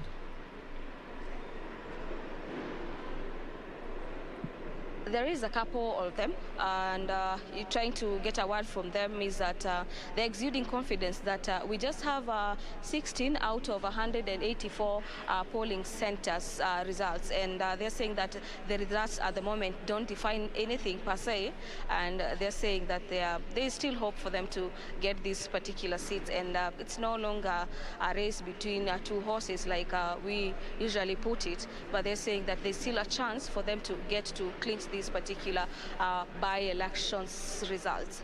Also, they have thanked members of the public who stood up with them or stood with them in that particular by-election, and basically coming out to vote for their respective candidates. All right. Gladys? On my extreme left is members of the police force as well as members of the public who are here to follow up on that particular exercise. On my extreme right, you can see presiding officers from working with the Independent Election Boundaries Commission, just taking their place and waiting to be called to basically present their results in various polling stations. This would refer to matters to do with the way the tallying or the vote exercise was conducted in each polling center, and out of the forms 34B, which ones were used and which ones the number that were not used by close of business yesterday. That is when the polling stations were closing by 5 p.m. in the evening. As you can see from your screens, is that there's a lot of collaboration, there's a lot of peace, there's a lot of calm. A section of the political class around this particular tallying center. I can see a member for Kiambu County, that is Honorable George Jomo. There is also Moses Kuria, as well as that is Gatondo South Member of Parliament, and Kiharu the senator for Murang'a County also made their way into this particular tallying center. This is basically to follow up on that particular process and matters to do with solidarity with their candidate. So we hope by the end of today, latest today, this particular tallying center or this particular constituency will get to know their next member of parliament. All right. Thank you, Gladys. And we just hope that moving forward, they're going to experience some peace there, even as the vote counting continues at the tallying center, that is Mangu High School at the Juja constituency. Earlier on, Wafula Chebukati, that is IEBC chair, said that the tallying is going to continue until the last vote is counted. And he's also said that some of the culprits who are arrested will be charged according to the law. Gladys, please keep us updated in our subsequent bulletin. Okay, let's cross over to Kisii, that is now Bonchari by election, and give you the result which has now been confirmed. That confirmed results show that ODM flag bearer, that is Pavel Oimeke, has won the race with 8,049 votes, followed by Jubilee Party's Zebedeo Opore, who garnered 7,279 votes, while UDA's Teresa Bitutu came third with 6,964 votes. Let me just repeat that. ODM candidate flag bearer Pavel Oimeke has clinched that seat in Bonchari constituency with 8,049 votes, followed by Jubilee's party Zebedeo Opore with 7,279 votes, while UDA's Teresa Bitutu came third with 6,964 votes. All right, that does it for now. We, of course, will keep you updated on what is happening in Juja, and of course, we'll also get reactions from Bonchari constituency as it stands.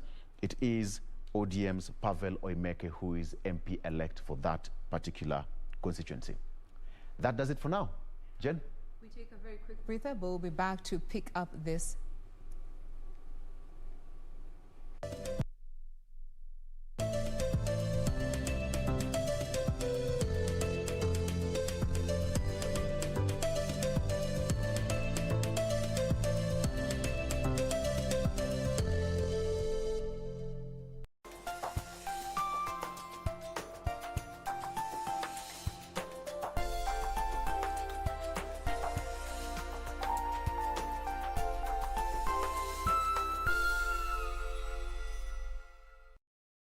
Tonight on KBC Channel 1. Mimi naitwa mzee Sabasaba. Nitalimadha lenyewe. Safishe roho yangu. Ponda mali at your own risk. Wow. Yaani kila siku kila nikikukanya wewe usikii, waleta ukibadilisha tu. Mimi ni tajiri bwana. Basi uniambia ujeoe. Huyu ni nani baba? This is my house girl. Mimi house girl. Kidogo ulimi mkojoa. Angalia hivyo unashusha hadhi. Subiri kuteseka baba. Wazungu wasema it's okay. Next on kuna mashakili mengi katika dunia hii, atuondole. Kuna COVID-19 ya corona, ndo hiyo. Kuna shida, kuna maradhi, pesa imekosekana, maisha yamekuwa ni magumu, kila mmoja analia, wafanya biashara wanalia, wafanya kazi wanalia, watoto ndo hawa. Alhasili ni na Mwenyezi Mungu Subhanahu wa Ta'ala ndo mwenye kutoa riziki.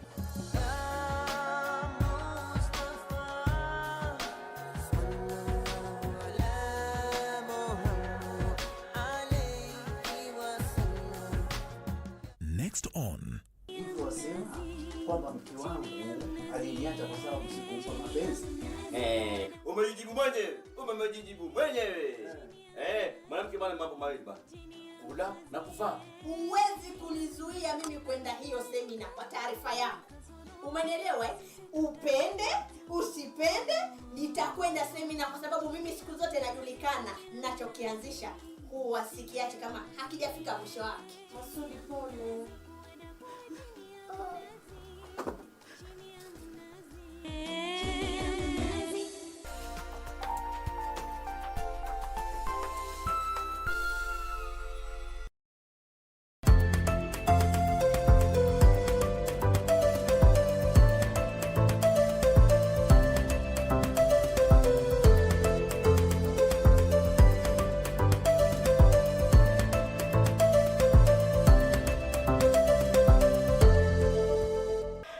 female genital mutilation is one practice.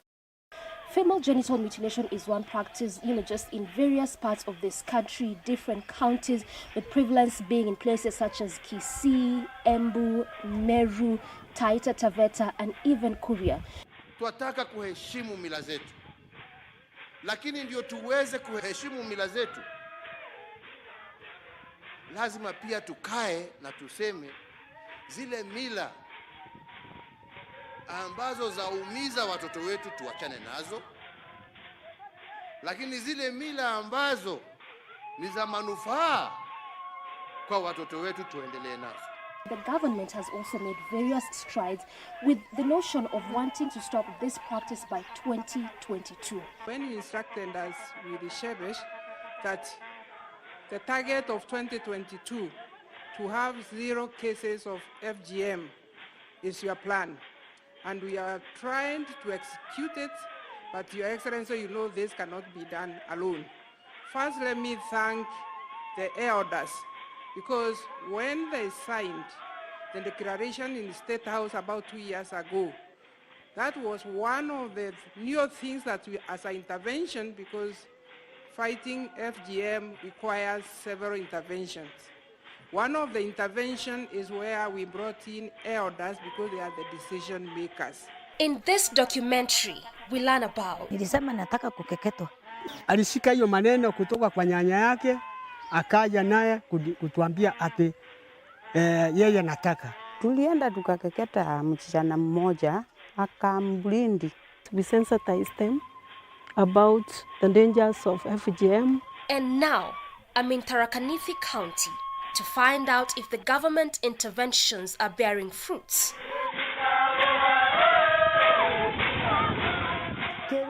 Kaire ntige tonga ananka gerero ngabana kaya akandinga mukono ntige tonga ewa kwa mware enwa mugambo ntoweya.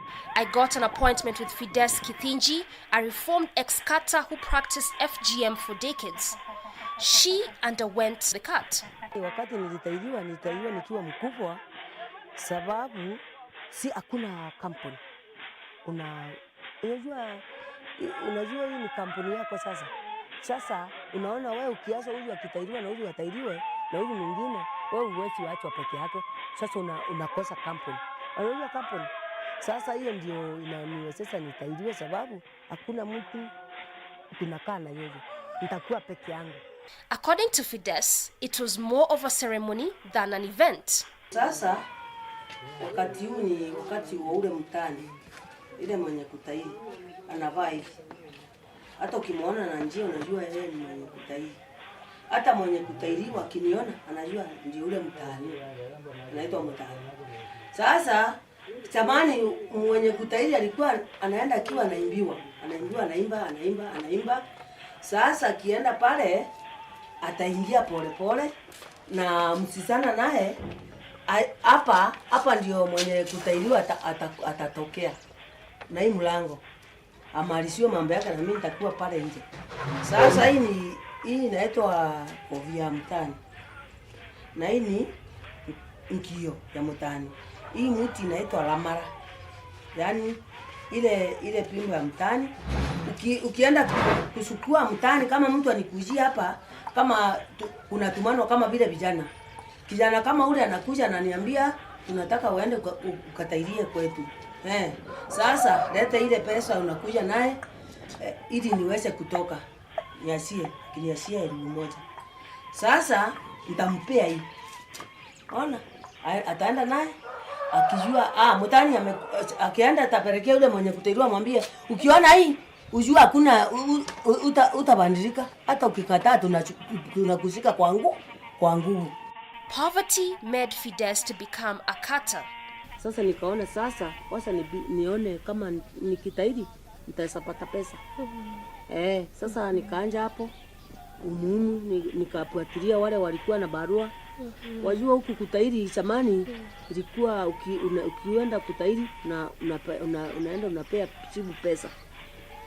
Unakupatia barua unaenda kutahiri nayo. Sasa ukiwa huyu apata ile barua utaenda hivyo, utakuwa ukienda bila amuke. Asubuhi saa 12 umetahiri. Umemaliza. Umemaliza na unapewa kitu. For one to qualify as a cutter, one had to cut at least 10 young ladies. Wajua ulikuwa unatairi kisirisiri, hakuna mtu anajua kama unatairi. Unaenda, unatairi, unakujua unatairi, unarundi. Sasa ukirundi vile, wajua ni kama vile unapewa mtihani unapita. Sasa ukipita ukikuwa na watu 10 wako, sasa hiyo ndio kama unafunuliwa. Unapatiana ile sakura, wanakura alafu wanakuambia sasa wewe endelea kabisa. Ni kama vile unafanya mtihani wa form 4. Kama ukapita uende university. Later on the day, I received a call from Sarah Karimi from Kirimangare village, Kanjuki sublocation. She is one of the few women who voluntarily went for the cut. Nilisema nataka kukeketwa. Ukeketaji ulikuwa mwingi na ilikuwa ni passion. So kama hujakeketwa hauna kampani. Mtu anakaa for how long yarudi kwa sawa kabisa ile mpaka anaweza toka nje atembee aendelee na shughuli zake kwa kawaida? Utakaa mwezi. Na hiyo mwezi uketi kwa nyumba ni mambo gani ambayo unafanyiwa? Kama ile kuappreciate sasa umetoka from one stage to another stage.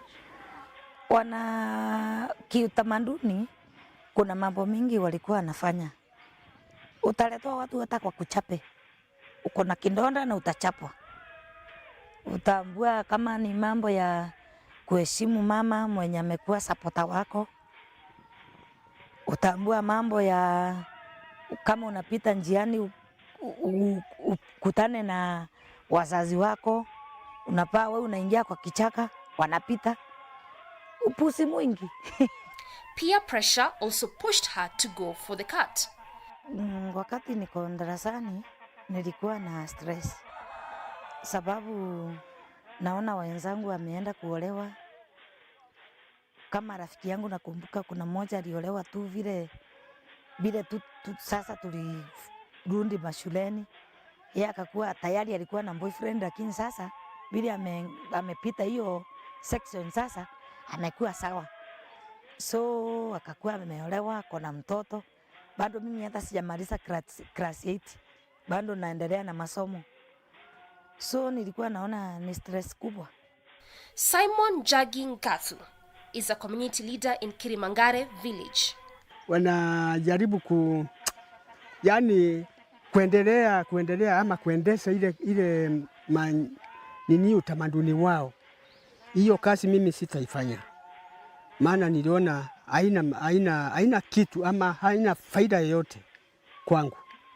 Na kama mtu akija kwangu kuniambia ati nataka barua, uende unichukulie barua kwa chief ama kwa assistant chief ili nipate nafasi ya kukeketa msichana wangu.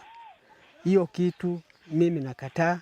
Na tena hiyo kama kiendelea na hiyo kazi na nikipata huyo msichana amekeketwa, mimi napiga ripoti kwa authority, alafu majukumu nachukuliwa na serikali.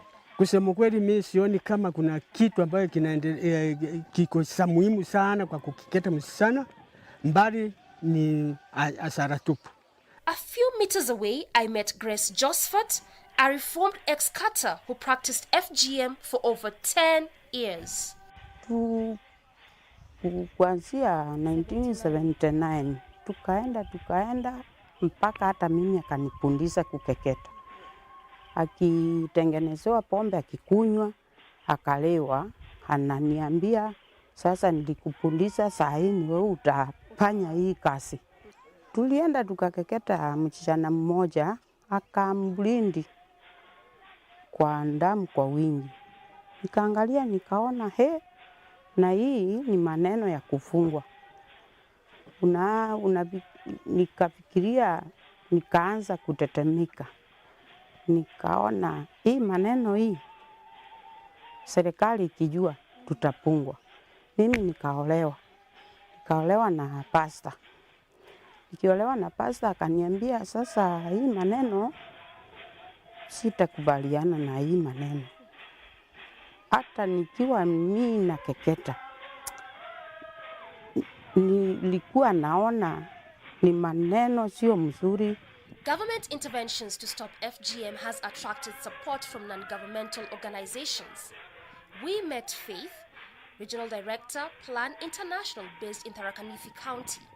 A lot of progress has been achieved towards eradication of the practice, with a lot of emphasis on working with locals, mainly the role models, women and men that are in support of ending the practice, women that have progressed well in their career and have not gone through FGM, and others that have gone through FGM are career women but are against the practice and have been able to stop the practice in their own families. So those are the people that we've been working with. There are a lot of awareness campaigns that have been held at the community level. A lot of government structures have also been supported, especially strengthening the court users committees, working with the area advisory councils, training the police officers, mainly to ensure that they understand the need for issues of child protection, because FGM falls under violation of children's rights as well as a form of gender-based violence. So as much as there is that much that the organization has done in reducing the practice from 58% in 2014 to 48% as at last year, a lot more needs to be done now that comparing the prevalence in Tharaka Nithi County and the national prevalence of 21%, we are way above the national average with around 27%. A lot more needs to be done in eradicating the practice, which is quite deep-rooted. And as much as the government is committed to ending the practice in 2022, there is quite some good trial in terms of the government agencies supporting the presidential directive, but there is a lot more that needs to be done by everyone to ensure that the practice is eradicated in 2022. Some children were actually rescued by Plan International, them that were to undergo the cut, and then they picked them. Those are the girls that they hold seminars for, we sensitize them about the dangers of FGM as a woman, as a girl, and even to the education sector. It's dangerous to them.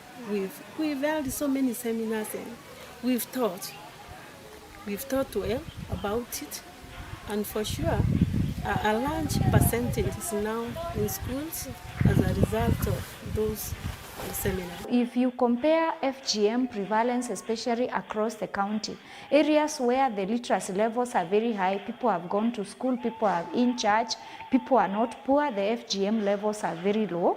But where the poverty levels are high, there are high levels of illiteracy, then FGM is high.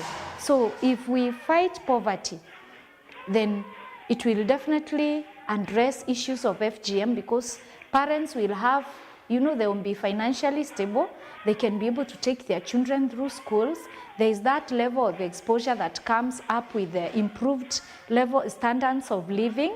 There is that interaction with the outside world that brings in the natural transformation from embracing the cultural practices that are retrogressive to encouraging education, to encouraging support of education and hence eradication of FGM in an area. My visit to Tharaka Nithi County left me with hope. A hope that come 2022, FGM prevalence will be zero. A hope that girls will be given equal opportunity in the society. I will visit Tharaka again.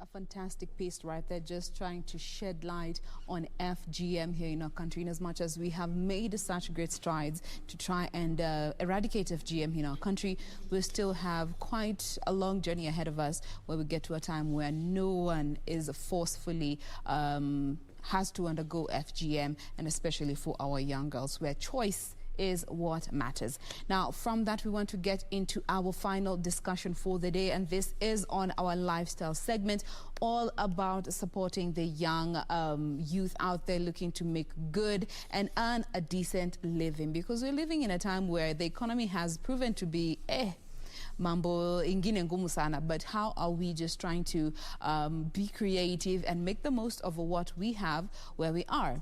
In studio this morning, we have one gentleman. He is Churchill Otieno, but better known by his performing name, Churchill Papilito. Good morning, Churchill.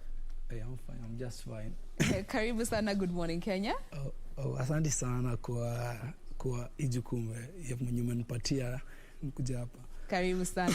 Maybe unaweza anza na kutupatia your social media handles. Our viewers can also wanaweza kufuata. They can also get to see what you do before we get to talk about it. So, I'm Churchill Papilito, guys. My real name is Churchill Otieno. You can find me on YouTube as Churchill Papilito, on Facebook Churchill Papilito, on IG Churchill_Papilito. All right.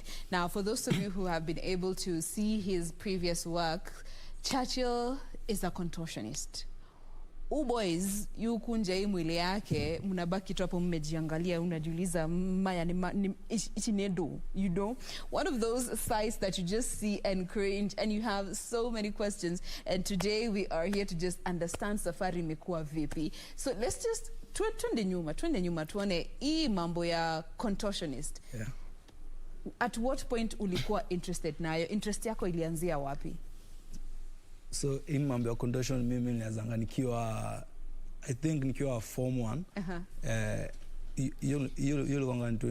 I think it was in 2018.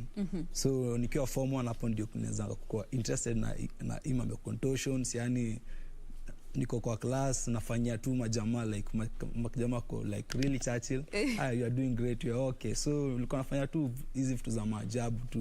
Watu wanashtuka, unashindwa guy uni nyoka mwana binadamu. Sasa hapo yenyewe hadi mimi nilikonga tu nashindwa.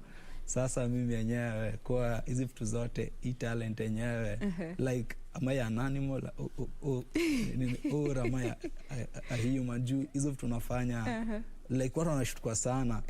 Churchill hizo unafanya like kujikunja hivyo. Tia kanyoka watu wanasemadi guy Churchill unabivika nyoka guy utashindwa. What? Is it something ulikuwa umezoea kufanya tangu utotoni ndio ukiwa high school sasa ukaanza ku notice pia wenzako wana notice, ama ni kitu tu ulianza when you joined high school? So nilizanga nikiwa first time yangu nilizanga nikiwa mdogo. Nilizanga na iya kurol tumbo kanyoka. So hapo ndio nikonga nimefanya but ikukuanga hivi sana. So after nimefika hapo hivyo 8 ndio nikarealizing hizi vitu zenye nafanya yenyewe si kila mtu anafanya. Ni mtu anafanya, yani ni kitu unique. Perfect talent. So nikafika form 1, so ndio nikaanza sasa kuwa interested nayo. Sasa na form ndio lezanga sasa kwa interested hadi nikakujanga show hapa KBC. Ndio hiyo sasa uko hapa. Sikujika ilikuwa 2018 check hapa show pia. Performance. So hapo ndio hiyo jani yangu kaanzanga. So after that tukaendelea decide kwa hapa. Tukaendelea mpaka sasa tuko hapa. Now just looking at the journey throughout high school, is it something that uliona you want to focus on, ama you had even other career plans in mind? So hii kitu like tuseme hadi saa hii niko shule kwanza saa hii. So ni vigumu sana una balance na career yako na talent, because unaweza kuwa shule, unaweza kuwa shule on Monday to Friday, na Saturday na Sunday ndio unafoende training. So hiyo on Monday to Friday same like kama singe kwa shule yake ningekuwa and may improve hii act yangu into a better performance. So hapo ndio kuna saa nichague talent ama career, but niko tu katikati. So unangangana lakini nangangana tu. Now, looking at the support system around, you know, ini kitu clearly unapenda kufanya, you get to enjoy it, and you're very good at it. Yeah. When you wana kusurround familia, mabeshte, support imekuwa vipi from the time you started, even, you know, back in high school, ukiambia, manze boys, hapa kuna skill, hapa kuna talent. Support imekuwaje? So, hii support yangu first nilianza na shushu yangu. Mwenye amenilea. So, after that, after shangu and mamangu, so after mamangu saa ndio ni marafiki zangu saa kutoka kwa hivyo Huruma, wanakuja wakana record yani video zangu wakana postadi tu kila mahali, like support to iko great back, lakini hii support ya equipment support ndio kunaonanga ni shida iko sana. Like naweza kuwa na act and perform on Sunday, na hiyo Sunday unajua sickness makamera easy to za kurecord, so hapo support naweza sema kwa ipande nyingine ya kumafansi kwa fine, lakini ipande nyingine ya sasa unani support like tuseme hii ya camera management team hapo ndio my equipment to help you do your act. Yes, my act na nizi perfect. Sasa hapo ndio ngumu sana. Now, have you ever gone somewhere where watu wanakuangalia nashindo, boys anafanya nini hizi atutaki hapa, because they don't even understand, you know, contortion in this day and time, that it's actually a talent. Umeipata watu wanakujudge na they're being aggressive na ni kama wanataka kuleta vita against you because of what you are doing. Wanaona hii si kibinadamu, this is animal behavior. Like tuseme for mimi nikiwa kwa hii nini yangu, but bado sikijapaka hata watu waniambia hivyo. Niendanga tu show kuna watu wanashtuka kwanza, guy unajikunja aje, ukijana ni wapi ni anafanya like watu wanashtuka. Unajua watu wenye meza tu kona nini easy act zingine dancing, so ukimletizi yoga, contortion, hii ni body twisting, anashtuka tena anashindwa guy, I give this boy, mnasikia mnafanya hivi like yeye pia yako naanza kujikunja hapo, unafanya hivyo mnajikunja, so but sikijapata mtu akiongelea in a negative way. Okay. All of them is positive. Now, you had mentioned something to do with training, to sort of improve on your skill. Is it something that unaichukulia as even una train peke yako ama uko na mtu kukusaidia kutrain to also just improve on your skill as a contortionist? So yangu sai mimi sina mtu ananisaidia kutrain, so niko training tu peke yangu Huruma, like tuseme sai yakini tu niko peke yangu tu sai, so sina mtu ananipiga support in terms of unlete ule trainer aweze ku perfect my act and into another level sasa. Okay. So hapo sando unaona ni ngumu, and that's why we are here to just create your opportunity.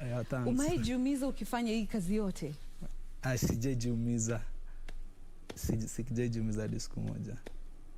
Wow. Actually, we're going to be showing you bits and pieces of what he does for those who have not been able to watch. And you can also check him out on YouTube. His channel is Churchill Papilito. Churchill Papilito, yeah. Yes, and Papilito is PAPPYLITO. Double T. Yeah. So there's double P and double T in the Papilito. Check out some of his previous recordings on YouTube to just see what he does as a contortionist. Now, you come from Huruma. Yeah. Have there been Huruma. Sorry? Yeah. Kumekuwa na other young kids who want to do what you do and they look at you as, you know, motivation to get into this art of contortion? Yeah. Iko tuwa kutoto watu wenye yakini tuseme hiyo area yetu, like kwa watu wanasema like guy Churchill mataka nikukaa yakini nataka unifundishe, like mnaambia hizi vitu zangu najua hizi za kuzaliwa hizi, so uwezi fundisha mtu kake hajajitolea sasa, so unamwambia tu just work hard na ukiwa mbigi unifuate tu, niza kuja na kutrain. So hivyo tu. Now, in terms of opportunities zenye ungetaka to be able to perform, ni places kama zipi una performingi, your contortion in a place where, you know, cause location ni muhimu, you know, huwezi kaenda ukiperformia watu kila mahali, ni places kama zipi wewe una perform? So mimi na performingi kwa malls. Unaweza nitadi kwa kinyumba yako na uniperformie kamera form kwa mtu mmoja ama watu wawili ama mtu tatu ama in a mob of justice people. So unaweza perform tu kwa any audience, lakini in specific places. Only in specific places. Yeah. Na unakuanga na charges because, you know, you look to also earn a living. Yeah. Kuhustle ni lazima, kuget dough ni lazima. Is this something that umeanza kumonetize ama bado hujafika hapo? So like unaona hii act yangu pia mimi nataka pia ni kulie ndani. So ukiniita pia wewe tu ready kutoa some charges cause mimi na entertain na wewe wenyewe pia wewe umefurahia. So wewe pia unafaa uniconsider tu sana, uone hii act yangu ni kali, like uni appreciate tu sana. Na ukini appreciate hapo hivyo unatolea kitu. Now, like, what are your rates? Inategemea with the time and umekuwa hapo, or the level to which you're going to bend your body. Like, how do you even determine nitalip hapa nitamcharge aje, hapa nitamcharge aje? So hii yangu nukuchargingi per act. So per act, like tuseme hii hand twisting inaweza cost hii pesa. Hii crab inaweza cost hii pesa. So mimi nuko singina per act hapo. Per act. Okay. Like body twisting, hii crab, hivyo tu. All right. Now, for those who are watching you and they want to support you, you know, if they've seen what you're doing, wanataka to support the craft, and it's also something that is still relatively new kwa industry. Si kila mtu amezoea every day to just come across a contortionist and just supporting you in what you do. You had mentioned mambo na equipment. Yeah. Ni equipment kama zipi specifically zenye una feel as the creator and performer unaweza hitaji to even help with your craft, ndio hata kama hauna gig, you also have a way of putting your work out there? So equipment kama camera ndio kunaweza taka, kama camera na space tu kama tu inaweza kwa any space tu. Na some cameras and some equipments za kutrainia za kufanya show za fanya nazo hadi yoga, contortions na body twisting. So camera hizo tu. Cameras and all to help you get. Yeah, camera and a good managing. Unajua tu nataka tu manager. Manager anaweza manage na zasikia tu fine sana. Zasikia vizuri sana. Yeah. Now, you had mentioned haujamaliza shule. Bado zamaliza shule. Bado unaendelea na shule on the side as you also hustle. Yeah, si ni shule na side hustle. Balance. Shule ni high school ama ni campus? Shule ni high school. High school. Yeah. So kwa ukiwa shule sasa, how do you even relate na walimu? Sasa hiyo sana ni ngumu sana. Juu unajua wana tu yani unaendanga ma shows ma interview, so ya watu wako na uko na pesa. So wanaangukia kwa active uko na pesa, but wewe unajua uko aje. So mimi naona tu ni kama me I'm just normal, nikashit now. So wanaona ni kama mimi ni yake ule mtu mbigi back mimi nakijiona tu niko chini yao. Uko chini ya maji tu. Unafanya shule na career as well. Fanya shule na career. Now, is this something that unataka kuendelea now long term, even ukimaliza high school unataka kuendelea as a contortionist, ama is just for the near future, then you will figure things out ukiendelea, ama you have any other career plans in mind? Yangu nataka nikimaliza shule nikichukue hii act yangu juu na sahi hii Kenya. So na act ndio inalipa. Unaweza pata kama hawa musicians watu wana dance, yani hizo act yao ndio ndio inalipa. So hadi pia nataka nichukue hii acting ya contortions na yoga na kinaweza ku end from it sasa in a professional way. Yes. So hivyo mimi nataka, but nikifika mbele after nimemaliza shule, so naweza kuwa naendelea na career yangu na talent bado juku najua pia hii career yangu ya shule pia ni muhimu sana. Ni muhimu sana. Yeah. Now, as we are closing this conversation, you know, ukiangalia given contortionist again si kitu watu wamezoea on a daily, and watu wanakuanga na perceptions zao, wanaona hii hapana, hii siwezi taka mtoto wangu ende huko. Maybe kuna mzazi anatu watch leo na amekuwa kinotice kijana wake ama msichana wake anapenda hii maneno na hajakuwa kimencourage vile. Ungependa kuambia nini wale wazazi ama familia ambao they have kids wenye wanapenda contortion and they would like to take it on but how I encourage? Mimi ningependa tu kuambia mzazi, kama uko na mtoto na anafanya hizi act za yoga na contortion, support him mwenyewe juu hii act yenyewe ni new sana Kenya. So unamsupport tu, uwezi jua in future ni nini iko in future. So you just support him in his talent or her talent. All right. Now, ukiwa area za home, kuna place specific unaendanga kuperform ndio watu wakitaka kukuona wanaweza kupata? So ukiwa within your local? On my local, si performing sakana sana juu hao ni wajuziangi hizi act. So performance zangu nakufanyanga kama uko hivyo Embakasi, uko Embakasi Alingam na places hizi za Kenya au watu wenye saa una appreciate, but kama we uko Ruma unaweza taka unione hata Ruma, Coach Kiamaiko au Madhare. Yes. Pia you can follow me up on my social media handles. Tukumbushe hizo social handles tukifunga. Social handles zangu on YouTube Churchill Papilito, on Facebook Churchill Papilito, on IG Churchill_Papilito. All right, there you have it. Na can give and big up jamaa tu kidogo. Wasalimie. I would like to big up my shosh from Coach Mama Uma, big up to you. Dennis from Huruma, big up to you, and my sister from Huruma, Lydia Chieng, big up to you, and my mom Judith Anyango. Big up. And my friend Miret from Kiamaiko. Big up to you. Umemaliza wote? Yeah, nimemaliza. Uko sawa sasa? Fine. Good stuff. We have been speaking with Churchill Otieno, better known by his performing name that is Churchill Papilito. He is a young contortionist just trying to make the most of this skill that is surely just, you know, becoming a notable form of art in this day and time. And it's about time that we get to also appreciate it. So check him out on the socials, Churchill Papilito, and Papilito has a double P and double L, and get to support this young man.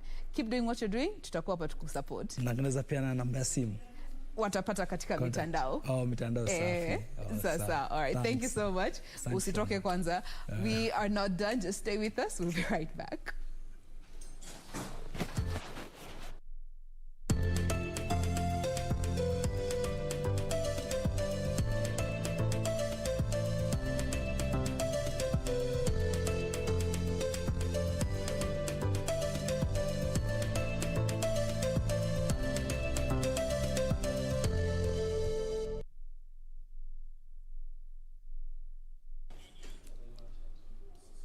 And we're back.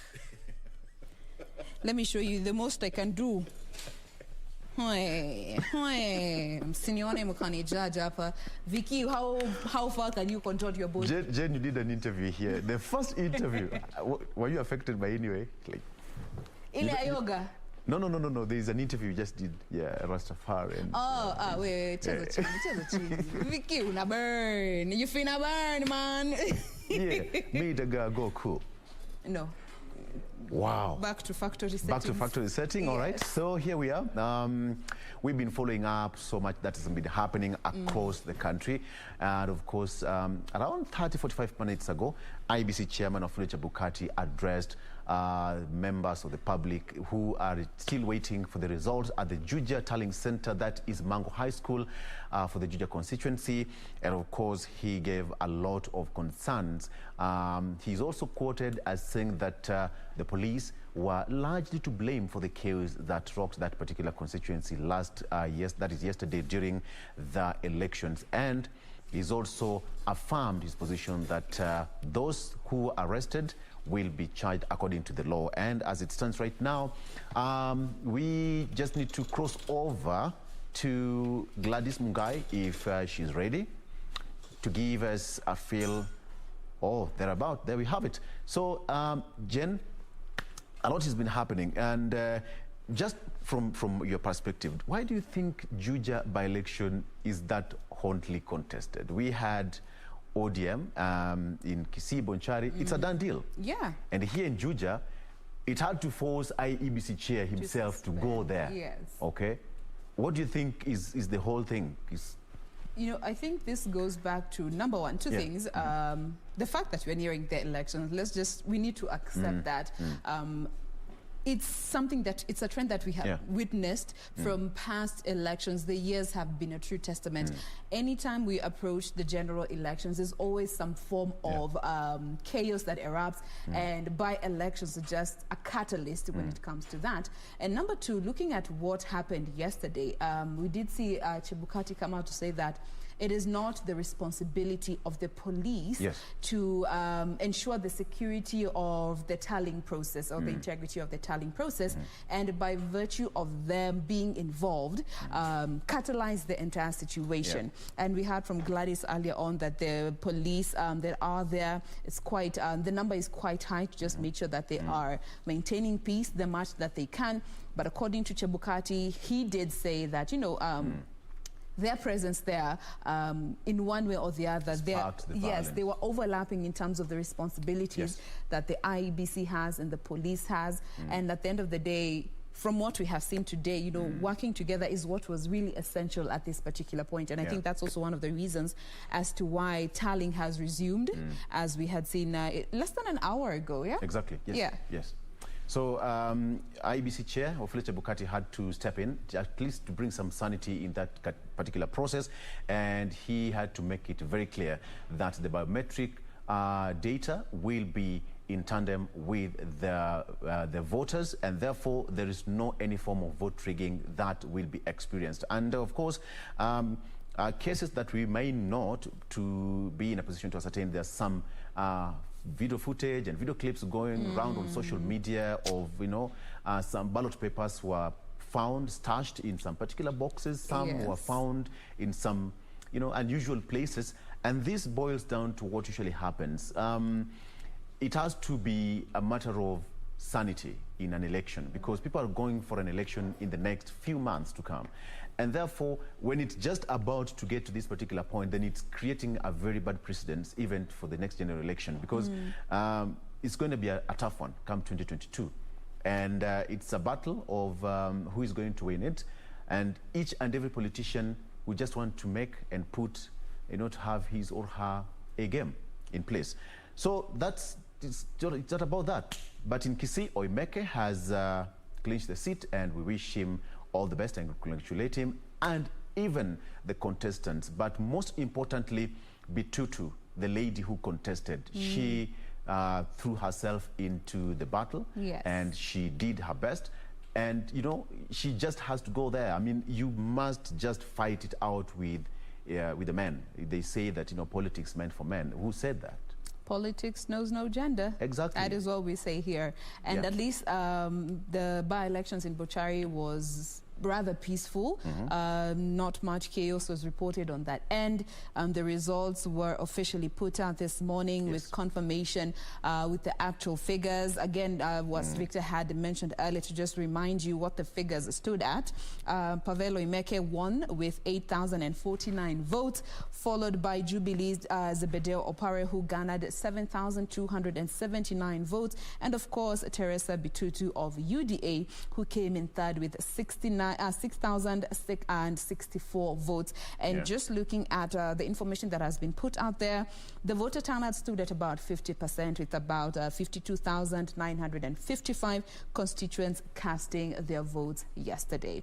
And so many people had actually termed this particular by-elections in Bochari as a three-man race. Yes. In as much as it wasn't just 3 candidates. But it was termed as a three-man race. And of course, those three particular contestants right there are the ones that we have just mentioned. They are the ones who constituted the biggest chunk of the votes that were confirmed. Absolutely. And as I said, I think my winner in Bonchari is one Teresa Bitutu. As a lady who it's her first time to contest, and she managed to garner 6,964 votes. So, yes, you've come third, but you are a winner as well, because starting for the first time and getting that vote, that number of votes, is no mean feat. So, for the woman power, Teresa Bitutu, congratulations, you've done well. All right, so it's that time that you have to say, voila. We gotta love you and leave you, but nonetheless, we will be represented by our fellow colleagues as we get to give you an update and just give you get to you the confirmed results from the IEBC, the Juja, for the Juja by-elections as and when they are ready. We will be sure to keep you posted on all that. Gladys Mongai is on location, so you definitely want to catch up with our subsequent programs to get to know the latest in what is happening in Juja. Absolutely. And you just have to look forward to tomorrow. We have a very, very good show lined up for you. You want to see ladies behind the wheels? People usually say that ladies can never be good drivers. Ulisikia wapi? Ulisikia wapi? Ulisikia wapi? You need to come, I drive you. This oh my goodness. You Kwanza manual. This is a maniac. Jen is... The first time I saw Jen drive a manual car, actually she was driving Isuzu. Isuzu lorry. I was like, Jen, what are you doing? And this is my dad's lorry. You know, they were just doing some stuff in the farm. From here, she's going to the farm. Kubeba manure na, you know, Napier grass. So, Norma. So tomorrow the ladies will be here. We call them 6-star queens. They drive Subarus, you know, the kelele. They'll be here tomorrow, so it'll be 6 stars kind of a show. It will not be a 5-star show. It will be a 6-star show tomorrow. All right? All right. Ladies behind the wheels. Tupatane kesho. Tupatane kesho. Adios. Bye-bye. See you tomorrow.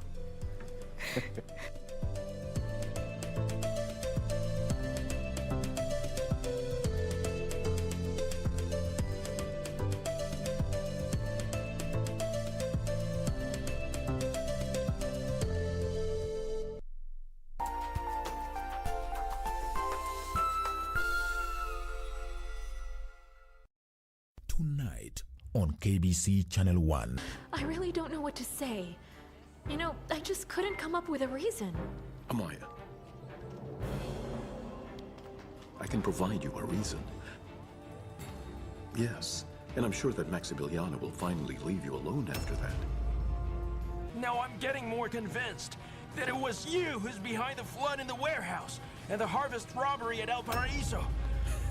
I have no doubt that was you. Constanza, dear, don't. You mustn't hurt yourself this way, don't. It's not worth it. Listen, the love that you have once shared with Max just doesn't exist anymore. Next on. Kama tukiri pesa, uonge kwa hivyo huko. Hii shati iliteremka kutoka binguni kakupata kwa mwili. Wewe mama unamkuza mchungaji? Wacha nikuambie. Biblia inasema tunatingisha huu chafu na katingishia huko. Nasema hivi, umekuwa ukilia usiku na mchana. Unataka mtu karibu na wewe. You need company, my sister. This is time for your breakthrough. Hebu let me go. Ni nini wewe? Tufungulie, mlale. Kwani hapa ni kwako? Tufungue. Hebu unaenda wapi? Si kwangu. Kwani hapa ni kwako?